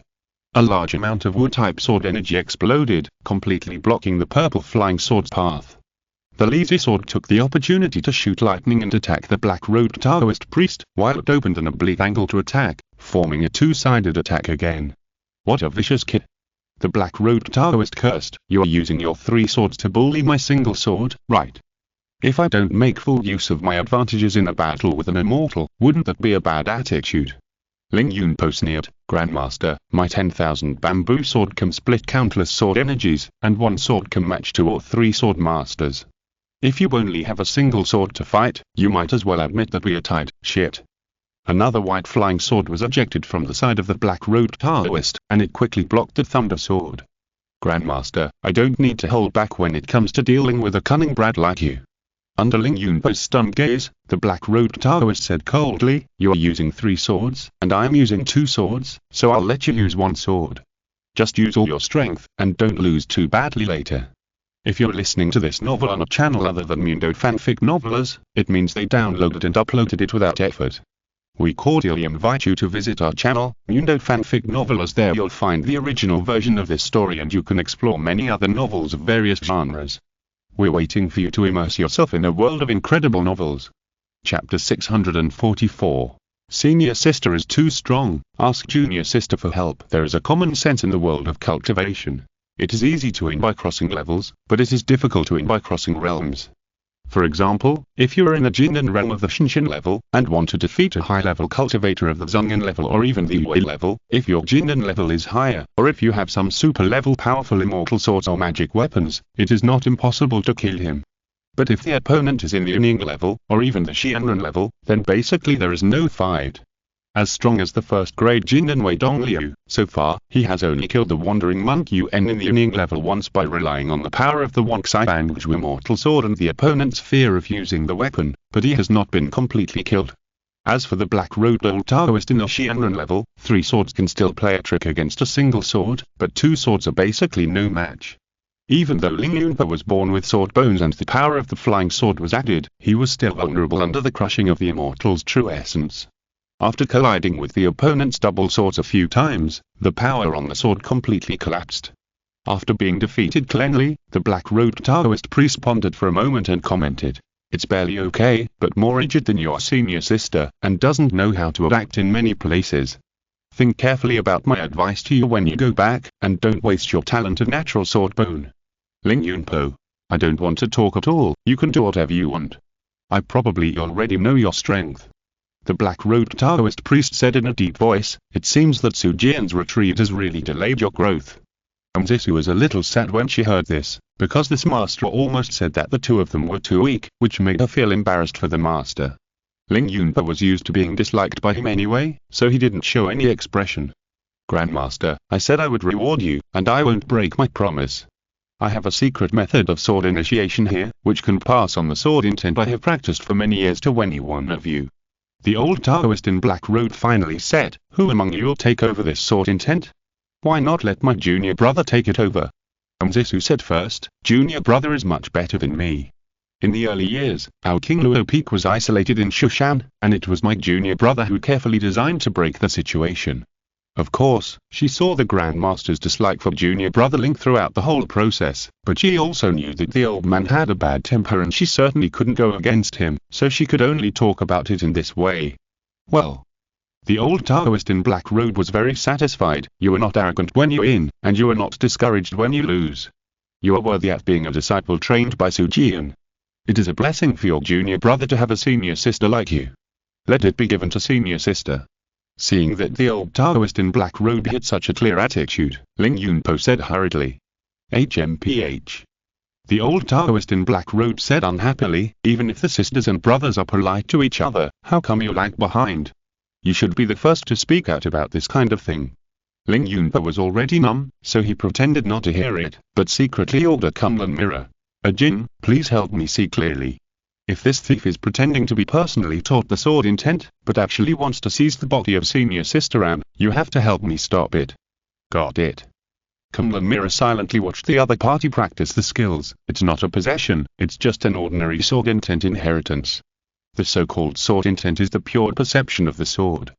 King Ping's sword explained on the side, "For example, if the opponent attacks with this move, what moves should I use to block it? To put it bluntly, the sword intent is the combination of these experiences. Not only does it not have souls and consciousness, it doesn't even have memories. Master Sword Master doesn't need to worry too much." HMPH, why does this thief look at my senior sister with new eyes? Maybe he has evil intentions. Ling Yunpo said suspiciously, "It's always better to be careful." "Wait, your senior sister is not weak either?" Kunlun Jin asked in surprise. "She is the owner of the natural sword heart." "The natural sword heart?" "Shut up, broken mirror." "Of course I know." Ling Yunpo said unhappily. The black-robed Taoist gave the sword power to Zisu, and seeing that he looked much weaker, he turned to Ling Yunpo and said, "Grandpa, I never show partiality. Your senior sister got the sword power, and I will not leave you out. I heard that after Su Jian went into seclusion, he did not leave you the 7 killing swordsmanship of the Golden Core Realm." Ling Yunpo. "Great. This partiality is too much. It's fine to reward the sword power to the senior sister, but how come it becomes the inheritance of sword skills when it comes to me? You taught me the sword skills, so can I not teach my senior sister? So you let the senior sister win twice, right? But if you think about it carefully, anyway, the senior sister has inherited the sword power, and she will teach me anything she understands, so it doesn't matter." The black-robed Taoist recited the swordsmanship of the Golden Core Realm to him through the secret voice transmission, and finally said weakly, "Okay, I'm going to sleep. When I wake up next time, I don't know whether I will be alive or dead, and if Su Jian comes out of retreat one day, you can ask him to come and see me." After that, his voice was interrupted and disappeared completely. Ling Yunpo and Zisu bowed respectfully to the black-robed Taoist, and then turned around and left. Back at King Luo Peak of Shushan Mountain, Ling Yunpo recited the swordsmanship he had learned to his senior sister, and said with a smile, "I didn't expect that this trip would have such a harvest." As expected, Master, who usually doesn't write a diary, has solemnly recorded this matter, deliberately leaving it for us to notice. Indeed. Zisu also smiled. "With the sword intention given by the Master, my spiritual consciousness has also been rapidly improved. I think I will soon be able to break through the Shinxu level." Ling Yunpo. Can sword intent promote the growth of spiritual consciousness? He asked King Ping Jian Dao hurriedly. As a part of perception, sword intent can certainly promote the growth of spiritual consciousness. King Ping Jian Dao said faintly, "It's like you pour water into a bucket. Whether it's well water, rainwater or mountain spring water, the water in the bucket will become more and more." Damn, the old Taoist in black robe is still biased. Ling Yunpo was indignant. Zisu got the help of the sword intent of this master, and I think his cultivation level must be advancing by leaps and bounds. I have to break through the spirit level quickly, otherwise when I try to seize the sky-making stone, my strength is too far behind this senior sister. At the time, I can't win the fight, and I can't escape, which will be troublesome. Jing. Read the game Luoyan. I want Mishi's wisdom to help me break through. Point 3. Penglai King Temple, Tiangong Workshop. Character Identity. Luoyan.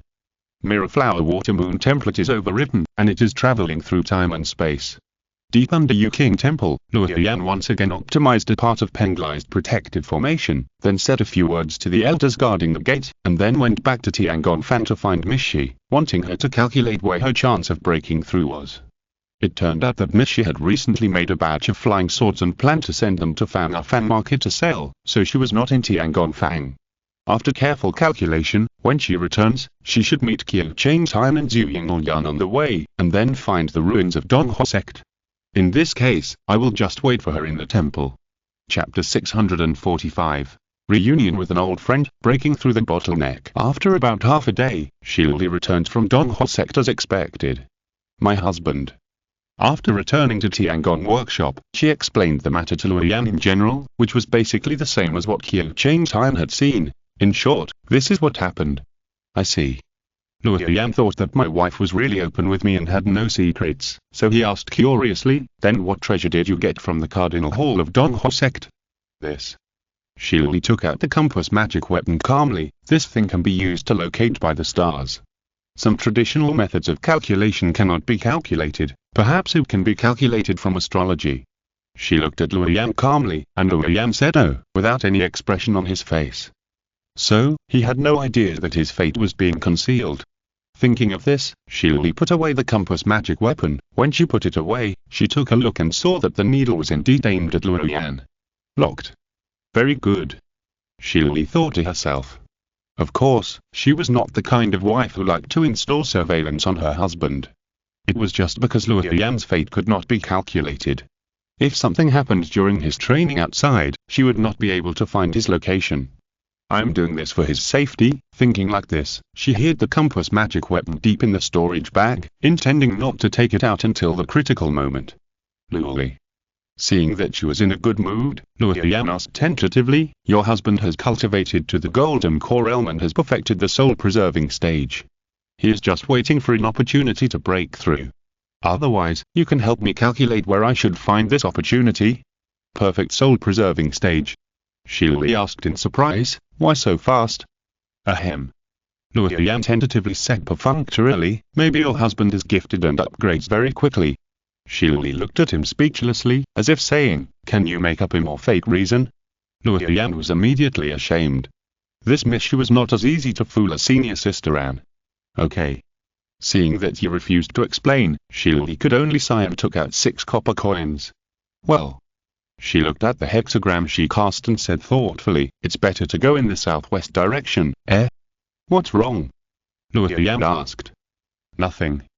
Shili said calmly, I'll go with you. Okay. Luoyan agreed happily. After reporting the matter of Donghua sect to the head of Khuandu, the two flew away from Penglai on swords and flew to the southwest.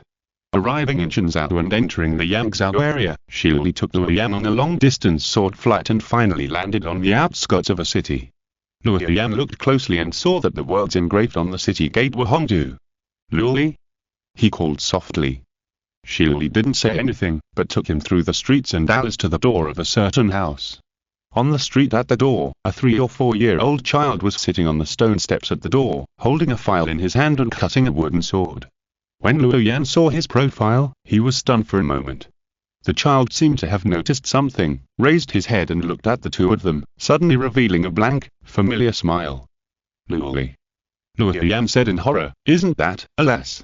His wife beside him let out a faint sigh, then walked to the boy, half bent over and asked, child, what's your name? The child didn't want to answer the stranger's question, but when the words came to his lips, he accidentally told the truth.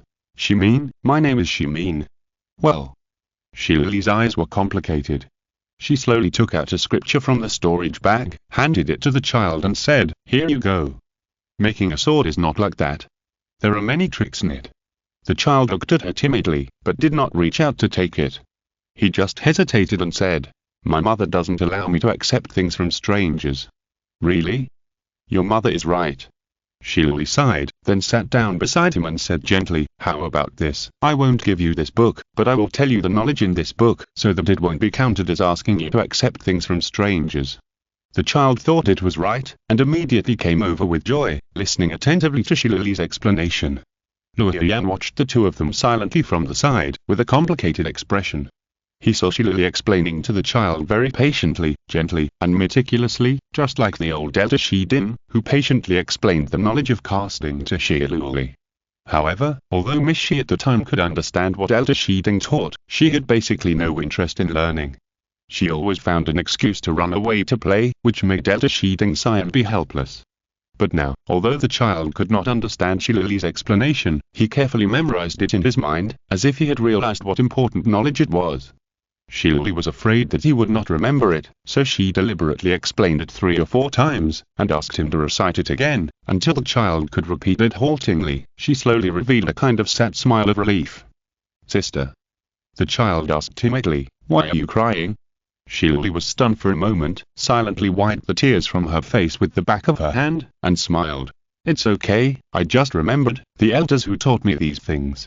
"I understand, sister," the child said, not quite understanding. "When my father went out to do business, I would miss him very much, and I would cry every time I thought of him. I think he must be an elder who is very important to you, sister. That's why you smile so sadly. Don't cry, okay? I'll give you some of the candy my mother bought for me." He took out a cloth bag that he treasured like a treasure from his sleeve, which contained 2 or 3 pieces of maltose. He gave 1 piece to Shirley and another piece to Luoyan, who was standing opposite him. The child had already seen that this brother was a close friend of his sister. Luoyan was flattered to take it, but he couldn't bear to eat it on the spot. Shirley put the maltose in her mouth, and her tears finally stopped gradually. "Actually, I don't quite understand what you just said," the child said, a little depressed. "Is it enough to just remember these?" "Yes."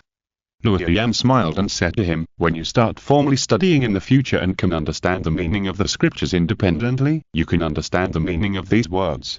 Then, you can go find a sect of cultivation. It doesn't matter if you don't understand what a sect of cultivation is, you will understand it in the future."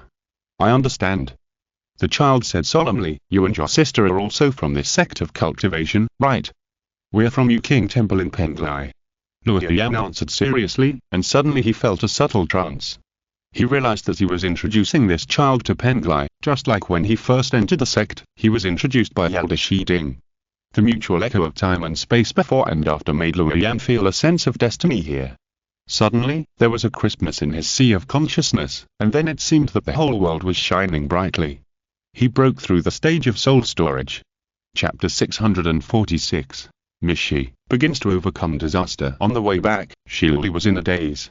Even when Luoyan mentioned that he had broken through the soul-preserving stage and entered the root-seeking stage, she only smiled faintly. This smile reminded Luoyan at the time when Elder Shiding had just left, when Shirley had to suppress her grief but had to cheer up, which made him feel distressed but helpless. "It seems that I am the only one who can soothe the grief in my wife's heart." Luoyan began to think again about what other secret medicines of the Purple Mansion he could get for his wife. In fact, if Miss Shi was still the original youthful version, or if she was the type who gave up thinking like senior sister Anne, Luoyan would not have such a headache. Just give her the medicine and it would be done. But if he got the secret medicine of the Purple Mansion for her and it aroused her suspicion, then it would obviously be more trouble than it was worth. Just as Luoyan racked his brains, thinking about how to deceive, oh, no, it should be to persuade Miss Shi to accept the Purple Mansion secret medicine, he heard Shirley suddenly say, "Husband, I plan to form a golden pill tomorrow." "Forming a golden pill?" Luoyan said in astonishment. You are not going to strive for the 2nd grade golden pill?" "I have made some progress recently and have reached the threshold of the 2nd grade golden pill," Shirley said lightly. "Oh."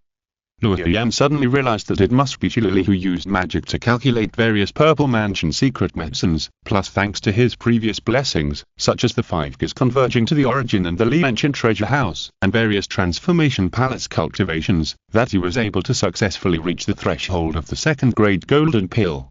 "Come to protect me tomorrow?" Shirley asked calmly when he saw that he did not show any surprise. "Of course." Luo Yan smiled. The next day, Shili had already stood in the air above the East China Sea, while Luo Yan stood in the distance with his feet on the Wang Kung sword, looking at his little wife anxiously.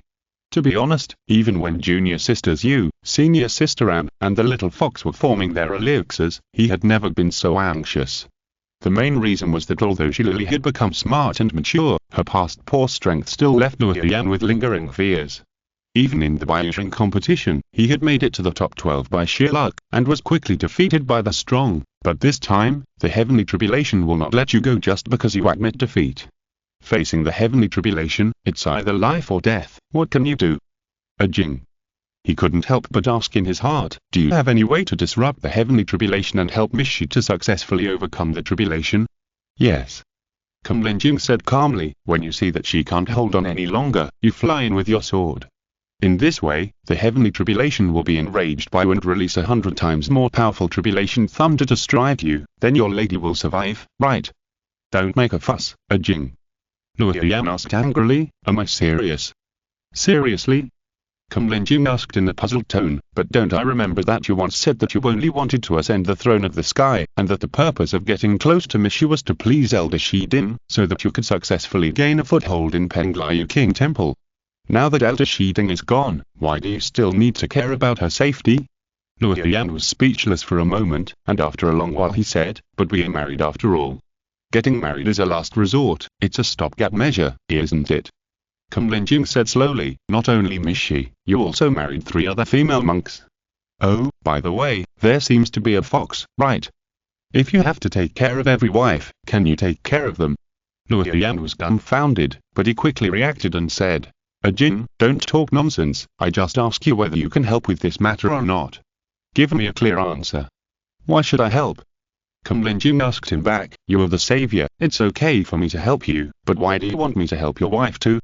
By then, you'll have so many wives, and children, and endless descendants, all of whom are your relatives. Do you want me to help them one by one? Yuanshui, you should think about this matter carefully. Also, Mishi should not need my help, you will know any read on.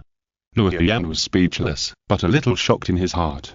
This seemed to be the first time that Jin had said something that he couldn't talk back. Damn, when did this mirror become so flexible? However, he had no time to think about the problem with Jin, because the calamity cloud above Shili's head had already pressed down heavily. The sky was full of calamity thunder, falling like rain.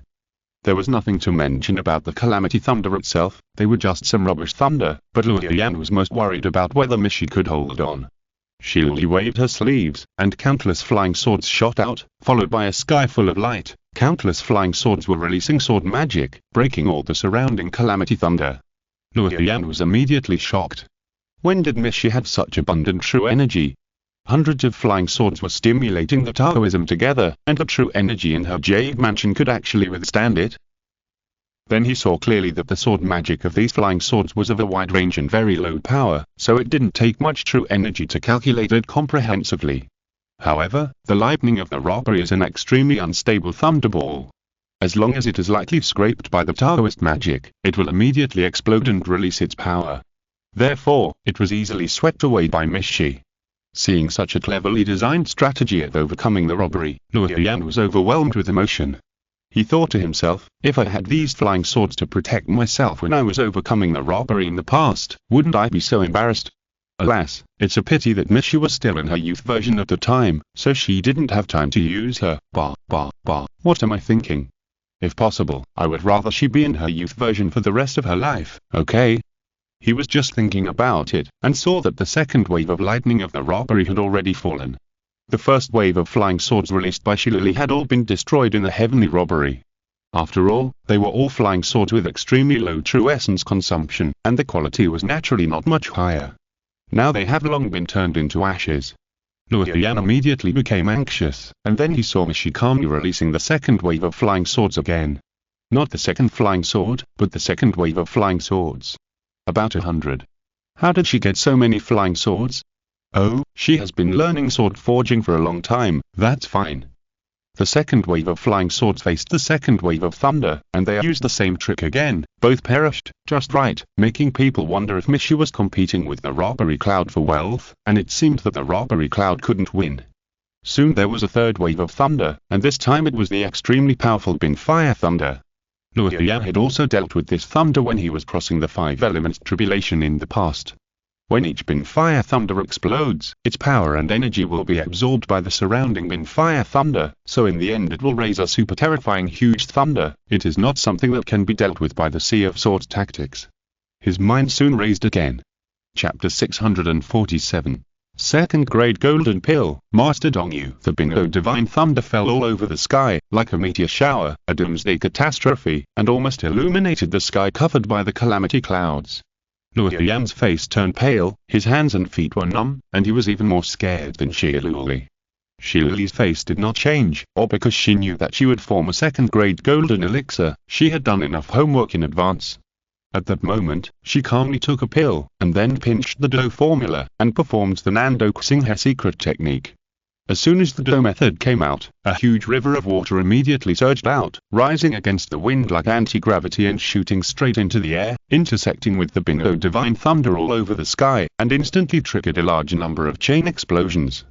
Every time that bingo divine thunder exploded, its spreading flames were swallowed up by the water of the Xinghe River in all directions, and they were quickly annihilated without having time to explode. Luo Yan was immediately refreshed, thinking that she was worthy at being my Mishi. It is not surprising to think of using water to overcome fire, but the tricky thing about the bin fire thunder is that it can eat corpses. The more thunderbolts you destroy, the stronger the remaining thunderbolts will be. As a result, Shiluli used a trick of flooding the sky river to directly extinguish the fuse of the bin fire thunderbolt. This skill really impressed Luo Yan. However, the bin fire thunderbolts were densely packed in the sky. To use the secret technique of the Southern Dipper Galaxy to destroy them all, does Shiluli have enough true energy? Don't worry. Kunlun Mirror suddenly said, at this consumption rate, she should have just consumed all her true energy after defeating this wave of heavenly tribulation. Is it so accurate? Luo Yan subconsciously wanted to question, but then quickly reacted. She can even calculate where she can encounter a breakthrough opportunity, so what's the difficulty in calculating a heavenly tribulation? The bin fire thunderbolts were all annihilated and did not make any achievements. The tribulation cloud seemed to be a little angry, so it pressed lower and lower, and a large number of mines dropped from the clouds. These mines are easy to deal with, and they are not of the same level as the previous wave of Binglishonly, but Shiluli seemed to be suddenly possessed by a demon, standing there motionless, just letting the mine swallow her body. Not good. Luo Yan was shocked, knowing that Mishi was suddenly attacked by the hard demon tribulation, and was caught off guard. If you don't have a special talent for cultivation, it would be difficult to resist the hard demon tribulation even if you encounter it at ordinary times. This happened to be encountered during the heaven tribulation, wouldn't it be dangerous? He subconsciously wanted to rush in to save his wife, and even Kunlun Mirror was moved by it, and hurriedly reminded him, don't worry. The second grade golden elixir must have a hard demon tribulation, how could she not have anticipated it in advance? Calm down first. Luo Yan subconsciously stopped when he heard the words, and saw Shiluli's figure slowly emerging from the smoke and dust of the mines. She didn't look injured, nor did she get caught in a tug-of-war with her inner demons, but her face was a little pale. Luo Yan saw that she was holding the Tiangong 100 treasure bag that he had given her in advance, and thought that she had used the magic weapon inside to resist the attack of the robbery thunder. Good, very good. The magic weapons in the treasure bag are to be used, and it is not a pity to throw them away, as long as she is safe. Now there is only the last wave of heavenly tribulation, which is also a gold-type heavenly tribulation known for its lethality, but Luo Yan is not worried about her, because in addition to the Tiangong 100 treasure bag, he also gave her the Tianu divine shuttle. This divine shuttle can dodge a fatal attack at a critical moment, so it is Luo Yan's strongest life-saving trump card, but after the incident with Jingmonu, he also knew that if he didn't take out this life-saving weapon for his wife at the most critical moment, he would regret it 10,000 times if his wife died. Large pieces of robbery thunder fell all over the sky, smashing into the sea and setting off huge waves. Even the sea level seemed to be evaporated several feet downward, and high-temperature steam rose everywhere for a while. Luo Yan couldn't see the situation of Shiluli inside, but he saw the calamity cloud slowly dissipating from the sky, and then, Shiluli flew out of the steam on her sword, her Taoist robe was already tattered, and she fell into Luo Yan's arms and fainted. Luo Yan quickly checked her physical condition and confirmed that she was unconscious because of the exhaustion of her true essence, and then he breathed a sigh of relief. In fact, since the end of the third wave of calamity thunder, her true essence has been exhausted. the subsequent activation of magic weapons and the use of Tianushu were, on the one hand, to rely on the recovery of elixirs, but on the other hand, more of it was to squeeze herself. It was just that she finally formed a golden elixir, and all this was worth it. Not long after, a sword light came from afar, and it was the Chuandu headmaster of Yu King Temple. This headmaster had obviously been around to protect Shilili from the calamity and guard against accidents, but he just didn't show up. Now that he saw that she had successfully formed a second-grade golden elixir, he also showed a relieved expression. Well done. He praised, I will tell the immortal this good news and ask him to give Lily a Taoist name. Although Tiangong does not have a Yuning elder, with 2 second-grade Jintans Hinran, I think it is enough to carry forward the Taoist tradition. Then I'll have to trouble the master. Luo Yan hugged Shilili in his arms and nodded. Taking Shilili back to Tiangong, the third sister Liang Guo had been waiting anxiously for a long time. At this time, she also hurried over and said, Are you okay? Junior sister, seeing that Shilili's complexion was pale, but her breath was still there, she finally dropped her shoulders and said in a trembling voice, It's good that you are okay, it's good that you are okay, otherwise I don't know how to explain to the master, senior sister Liang. Luo Yan smiled, now we finally have 3 Xinran in Tiangong. Yes. Liang Guo also nodded vigorously, and couldn't help but burst into tears. Soon, the news that Shilili had also formed a second-grade Jindan quickly spread throughout the Yu King Temple, and it was hotly discussed for a while. For the sect, the emergence of the second-grade golden elixir is big news. After all, the second-grade golden elixir has the chance to become a Daluo Jingxian, and the Daluo Jingxian is already the strongest fighting force in this world. If the 3 pure ones of the Orthodox sect did not have a Daluo Jingxian in charge, they would have been divided up by the demon sect. The last time Luo Yan made a second-grade golden elixir, because Elder Shiding had just passed away, everyone could not come close to him even if they wanted to curry favor with him. Now there are not so many concerns, and Tiangong is suddenly full of guests. Countless elders, colleagues, and real people all came to visit Luo Yan, the owner of Tiangong. Some of them were greeting and chatting, asking about the situation. Some were reminiscing about Elder Shiding and sighing with emotion. Some were usually distant from him and could not find a topic to talk about, so they could only come to make friends in the name of placing orders, and the number of orders for Tiangong also increased dramatically. It was not that everyone had confidence in the casting ability of the Golden Elixir realm, but that they needed to get closer to the Tiangong of the 2 second-grade Golden Elixirs. Luo Yan once again experienced the pain of playing Qiu Chang's Iron. After playing for a long time, his tongue was almost tied up and he had to sit Shilili with his eyes. Fortunately, Shilili was also very smart. When the guests came, she took the initiative to take over the topic. Luo Yan only needed to drink tea at the side and then say, indeed, very right. Soon, Penglai began to spread a rumor without any reason. Jin Yun's Hinran, who had the second-grade golden elixir, was extremely henpecked. Although he was the master of Tiangong, he was actually just a yes-man for his wife, Dongyu's Hinran. Chapter 648a. Higher price. Shilili, a second-grade golden elixir, has the Taoist name Dongyu. Dong means inside. Yu means deep knowledge. The so-called Dongyu refers to the ability to see through the most secret knowledge, which to some extent alludes to her ability in arithmetic. In other words, my Lili's ability in arithmetic has even impressed the Wangxiang immortal.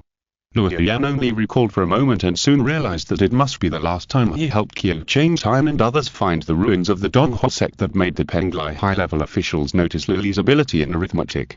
It is true that from the reaction of Ziwide's headmaster, it is obvious that the ruins of the Donghua sect are of great importance and have far-reaching significance that we do not know. Maybe the 3 pure ones of the Orthodox sect have been searching in secret for many years, but have not been able to find the whereabouts of the Donghua sect, but Shilili solved it with 6 copper coins. No wonder the Wangxiang immortal was impressed and even personally gave her the Taoist name of Jindan Xinran. Let's get back to the point. After entering the Golden Elixir Realm's soul preservation stage, the true person will begin to polish his spiritual consciousness and strive to let his spiritual consciousness permeate the Golden Elixir.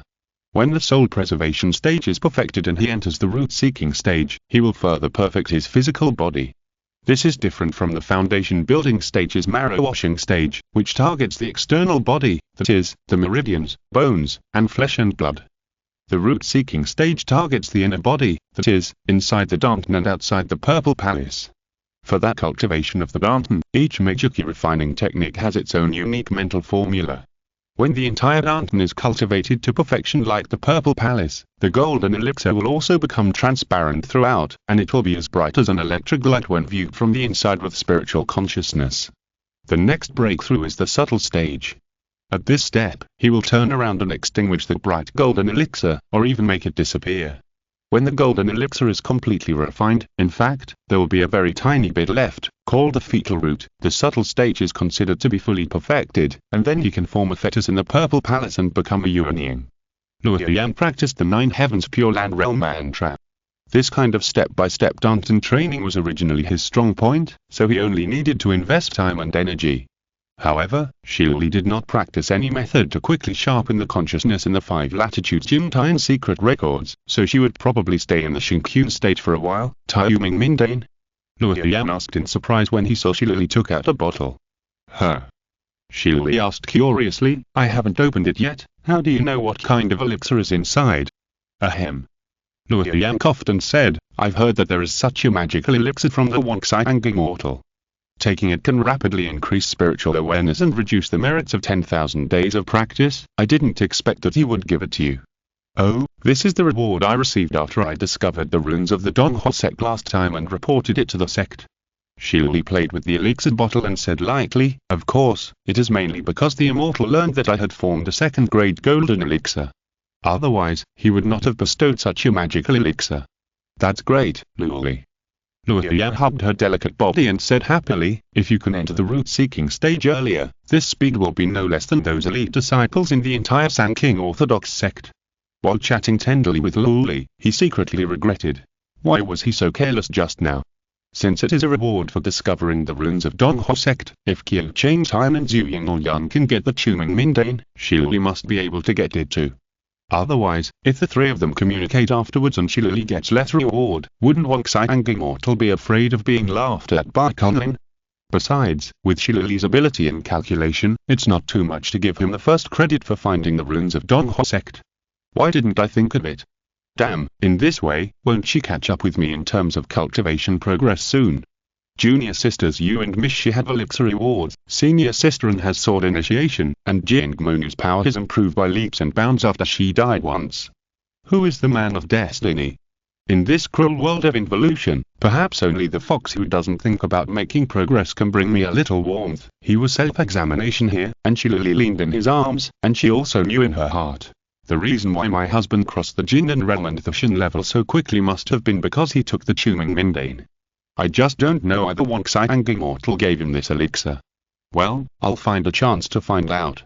After snuggling with his wife for a long time, Luoyang returned to his room and prepared to load the game. Jin, load the game long. Point 5. Donghuan Realm, Dongzhou, Duguangzi. Character identity. Long. Mirror Flower Water Moon template overwritten, in the process of time travel. The war in the human world has ended, and the good and evil sides have entered a short period of peace and repair, while the Donghuan realm is about to be in a storm. Although there are some minor unpleasantness with Long and the Dragon Fox, the Prince Fengyan of the Vermilion Bird clan still has no intention of leaving, but patiently discusses the alliance with the Dragon clan. Soon, someone couldn't sit still about the exchanges between the 2 clans. That afternoon, Gilingo found Long alone, pulled him to a nearby grove, and asked, Long, can you tell me something? Sooner or later you'll have to announce it to the public anyway. Are the dragons planning to form an alliance with the Vermilion Bird? More or less. Long thought carefully for a moment and replied, the dragons don't want to get involved in your struggle with Feng Zhao, understand? But this is unreasonable, right? Gilinga said angrily, the whole world is fighting for the ownership of the Kaling throne, and then you say, you want to stay out of it. Not only us, but also the Vermilion Bird clan. Long replied calmly, if the alliance can be negotiated, then 2 of the 4 major princes intend to remain neutral. How can you say that the whole world is eager to be involved in this war? If you stay out of it, then no matter who wins in the end, you will not be regarded as one of the Kaling Emperor's own. Gilingo frowned and said, the alliance between the 2 princes has seriously threatened the prestige of the Kaling clan. Therefore, the new emperor will inevitably regard you as the enemy to be eliminated next. Is this your plan? Weaken the royal power to enrich himself? Indeed. Long was a little surprised. He didn't expect that this little turtle also knew some politics. But you hit the nail on the head. Even if our Dragon Clan allies with your Chuan and supports Kalin Prince Kiwihun to compete for the throne. After the victory, Kiwihun will only regard Yuquan Gui, not the Dragon Clan, as his own people. From the perspective of the family's interests, we believe that the key at present is to eliminate unnecessary risks. Besides, the expected benefits of cooperating with the Chuan Gui clan are not so great that we can take this risk. To put it bluntly, they still don't trust us. Keeling sighed and said, "How about this? What if we can offer a higher price?" "A higher price?" Long Long asked in surprise. "Go and tell Ancestor Kanglong." Keeling said seriously, "Gian, the patriarch of the Black Turtle clan, will come to visit soon, and a visiting card will be delivered soon." At this moment, Long Long suddenly realized that this always silly little turtle in front of him actually has keen perception that ordinary monsters do not have, and power and status. Chapter 649 Dragon Clan Diplomatic Ambassador. Not long after, the news that the leader of the Black Turtle clan was about to visit quickly spread throughout the Dragon Clan. This did not surprise the Dragon Clan's top leaders. After all, once the Dragon Clan and the Vermilion Bird began to contact each other and revealed their intention to form a third camp, the other two camps would definitely not sit still. After the Black Tortoise sent an envoy, the Karin clan had no way to remain silent. Perhaps this is why King Boan has been unable to reach an agreement with the Vermilion Bird. It is hard to say that there is no intention to wait for a price. After all, the Vermilion Bird could not compromise with the Karin, and it was too far away from the Black Tortoise clan, but the Dragon clan did not have such concerns. Of course, Fen Yan could not hide the news that the leader of the Black Turtle clan, Gian, was about to arrive at Jianmu Island. This Vermilion Bird Prince also inherited the violent temper of his race. After urging King Boan several times to no avail, he simply ran to find Long Long and interrogated him. "What exactly do you dragons mean? If you really want to join forces with the Black Turtle clan, you might as well say it directly. As long as you don't join the Kaling camp, we Vermilion Birds can accept it." Long Long felt puzzled. "Go tell King Boan this. Why do you want to tell an ordinary member of the tribe like me? Besides, you were a Vermilion Bird Prince, but you are so angry and furious just because we delayed the time. Isn't this a bit ridiculous?" He was about to say something with a smile, but suddenly he reacted. "Wow, this prince is pretending to be stupid to trick me. How treacherous." Long Long himself is in the Dragon clan. Of course he knows that King Boan is just waiting for a good price, but Fen Yan doesn't know this, so he pretended to be angry and came to test him. If I just comforted her without explaining much, she would know that the Dragon clan was determined to go with Chuan. But if I explained anything, it would mean that the Dragon clan had not made up its mind yet. Ahem. Long Long thought carefully for a moment, then turned around and asked Fen Yan, "Your Highness, I have always been curious. If you have reached an agreement with the Dragon clan, will the Vermilion Bird clan recognize it?"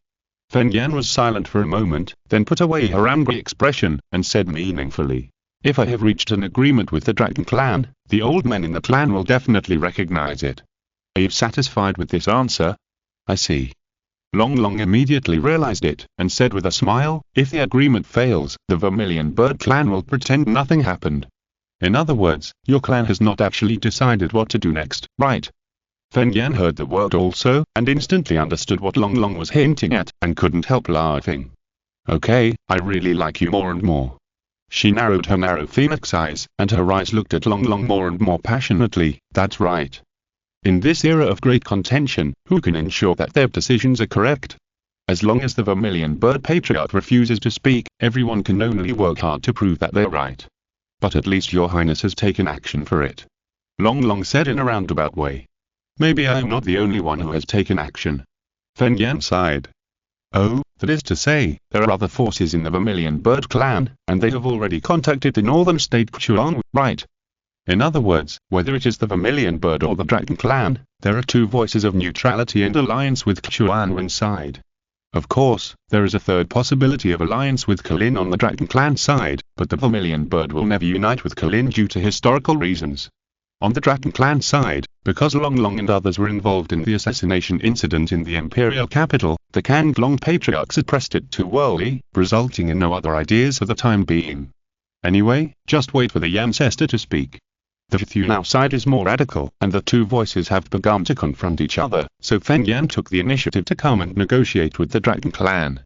If the negotiations can make progress, it will naturally prompt the Xuthu ancestor to judge in the direction of neutrality, but, to put it bluntly, it's still a question of price. Long Long said, if the Xuan side offers a high enough price to make the Xuthu ancestor tempted, then even if your highness and the dragon clan negotiate, it will be useless. If the Xuan offers a high enough price, it will be the dragon clan's turn to have a headache. Feng Yan said leisurely. No. Long Long smiled and said, the price offered to the dragon clan will only be higher than that offered to the Xuthu. Feng Yan thought about it carefully and it was true. If the dragon clan did not join in, even if the Xuthu and the Xuan formed an alliance, one Nanzhao and one Bizhao would be far away from each other, while the Cunning and the White Tiger on the opposite side would border each other, then they would definitely be divided and defeated. But if the dragon clan also joins in, it will form a coalition of attacking from the north, east and south, and Thongzhao Cunning will be very uncomfortable. In other words, in Xuan's strategic conception, the importance of the dragon clan must be far greater than that of the vermilion bird. Feng Yan suddenly smiled charmingly and said, in other words, as long as the dragon clan fails to reach an agreement with Xuan will not offer a high price to the vermilion bird, because this means that the dragon clan's asking price will only be higher. In other words, whether the vermilion bird can form an alliance with the dragon clan to protect itself does not actually depend on the vermilion bird's intention, but on whether the dragon clan and Xuan can reach an agreement.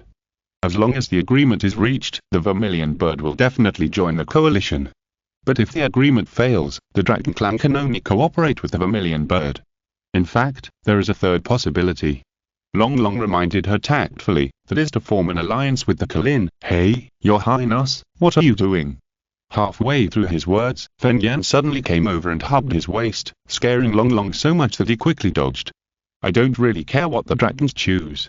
The vermilion bird said with a smile, Long Long, if I marry you, and then let the vermilion bird and the dragons form an alliance of interests, how about that? Your highness, you are joking. Long Long wanted to say something, but the other party interrupted him with a very strong hand. The vermilion bird will offer a higher price in order to bind with the dragons. After the binding, whether it is neutral self-protection or alliance with the Xuan, both sides must advance and retrieve together. The price is that you must marry me. Long Long finally found an opportunity to speak, but was interrupted by Feng Yan domineeringly.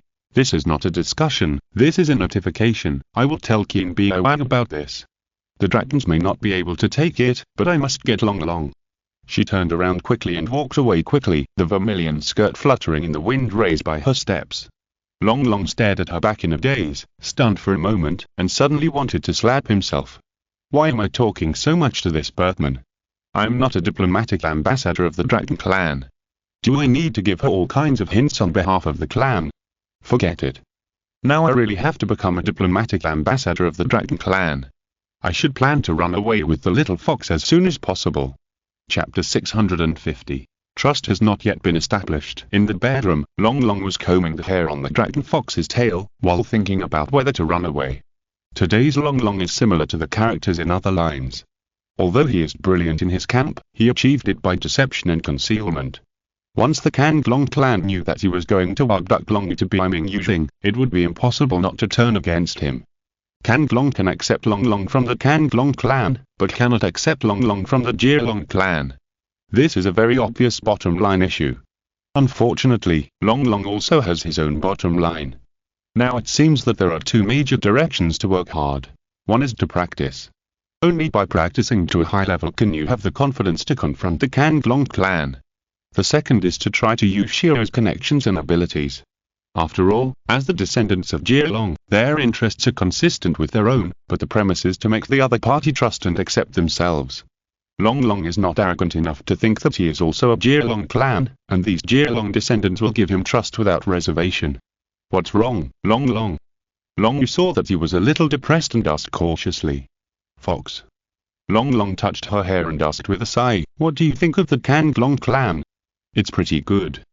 Long Hu's ears turned a few times, and she rubbed his hand with her head, then suddenly reacted and replied in a low voice, if Long Long wants to take me away, I will definitely go with Long Long. Why? Long Long was very moved, but still a little skeptical, so he asked tentatively, don't the dragon clan treat you well? At least you can get whatever you want in terms of cultivation resources, and if you stay in the Kanglong clan, with your bloodliner, you'll definitely be a high-ranking member of the clan in the future, and even the clan leader is not impossible, although they say so, they only have their eyes on my bloodliner. Longhu's tail shook back and forth in frustration, and suddenly asked in surprise, "Have you asked this question before? Have you?" "Ha ha ha." Long quickly explained, "I just want to make sure if your mind has changed. If you are so worried about me, just marry me." Longhu hugged his neck and said coquettishly, "Wouldn't I be able to live without you after we get married?" "Well, that's true." Long straightened the fox in his arms and said affectionately, "But you also understand what the tribe means." The fox's ears drooped sadly.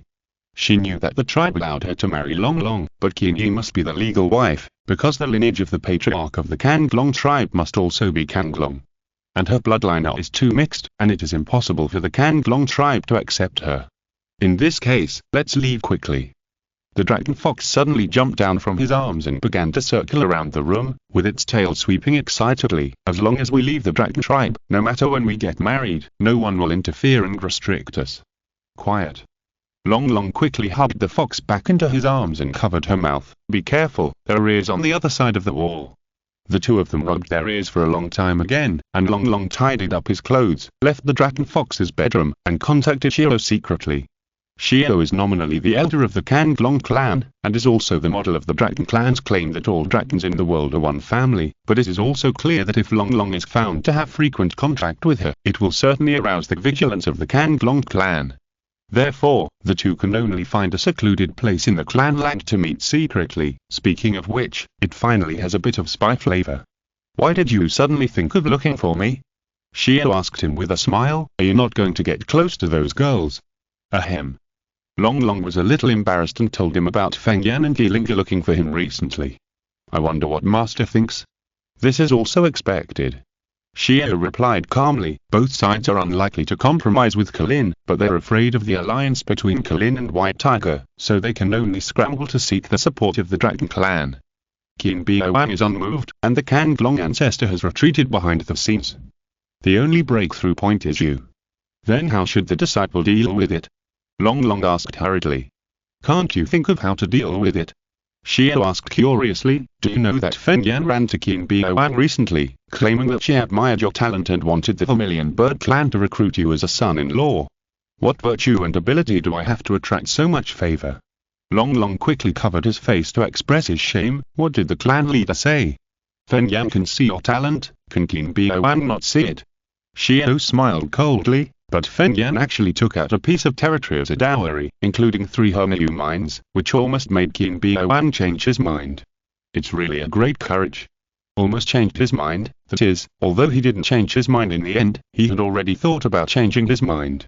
Damn it, I knew that the Kanglong clan was unreliable. I, Long, am a little white dragon, but you arranged me to breed here and there. What dignity do I have?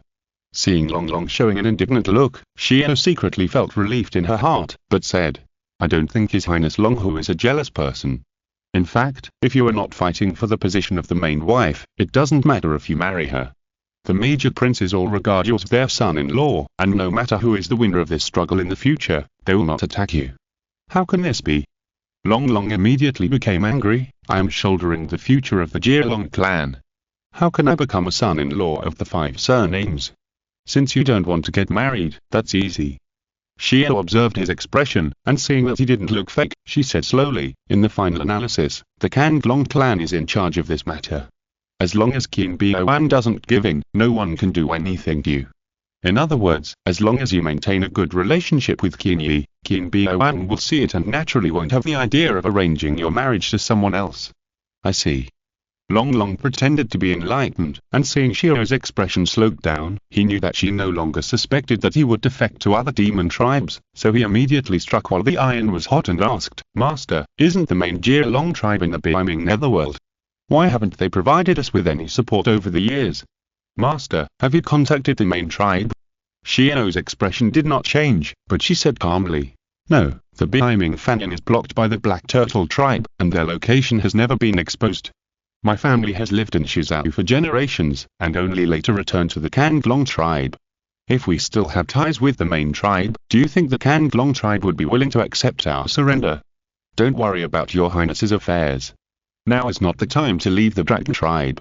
You just need to practice patiently to accumulate strength. When the time comes, we will notify you. By the way, the magical scroll I gave you last time contains many secret techniques unique to our tribe. How are you practicing? Seeing that Shiro never mentioned anything about her clan, Long Long knew that this was because her trust in him was not high enough, just like the relationship between Wei Donliu and Hell. Therefore, he could only say with a bitter face, "Well, regarding the magical powers of the Jialong clan, I do have some questions for you, Master." End of this chapter. Thank you very much for reaching the end. Don't forget to like. Looking for more exclusive content and immediate access? Subscribe to our Patreon. Remember, every like, subscription, or donation encourages us to continue. Thanks to everyone. See you in the next video.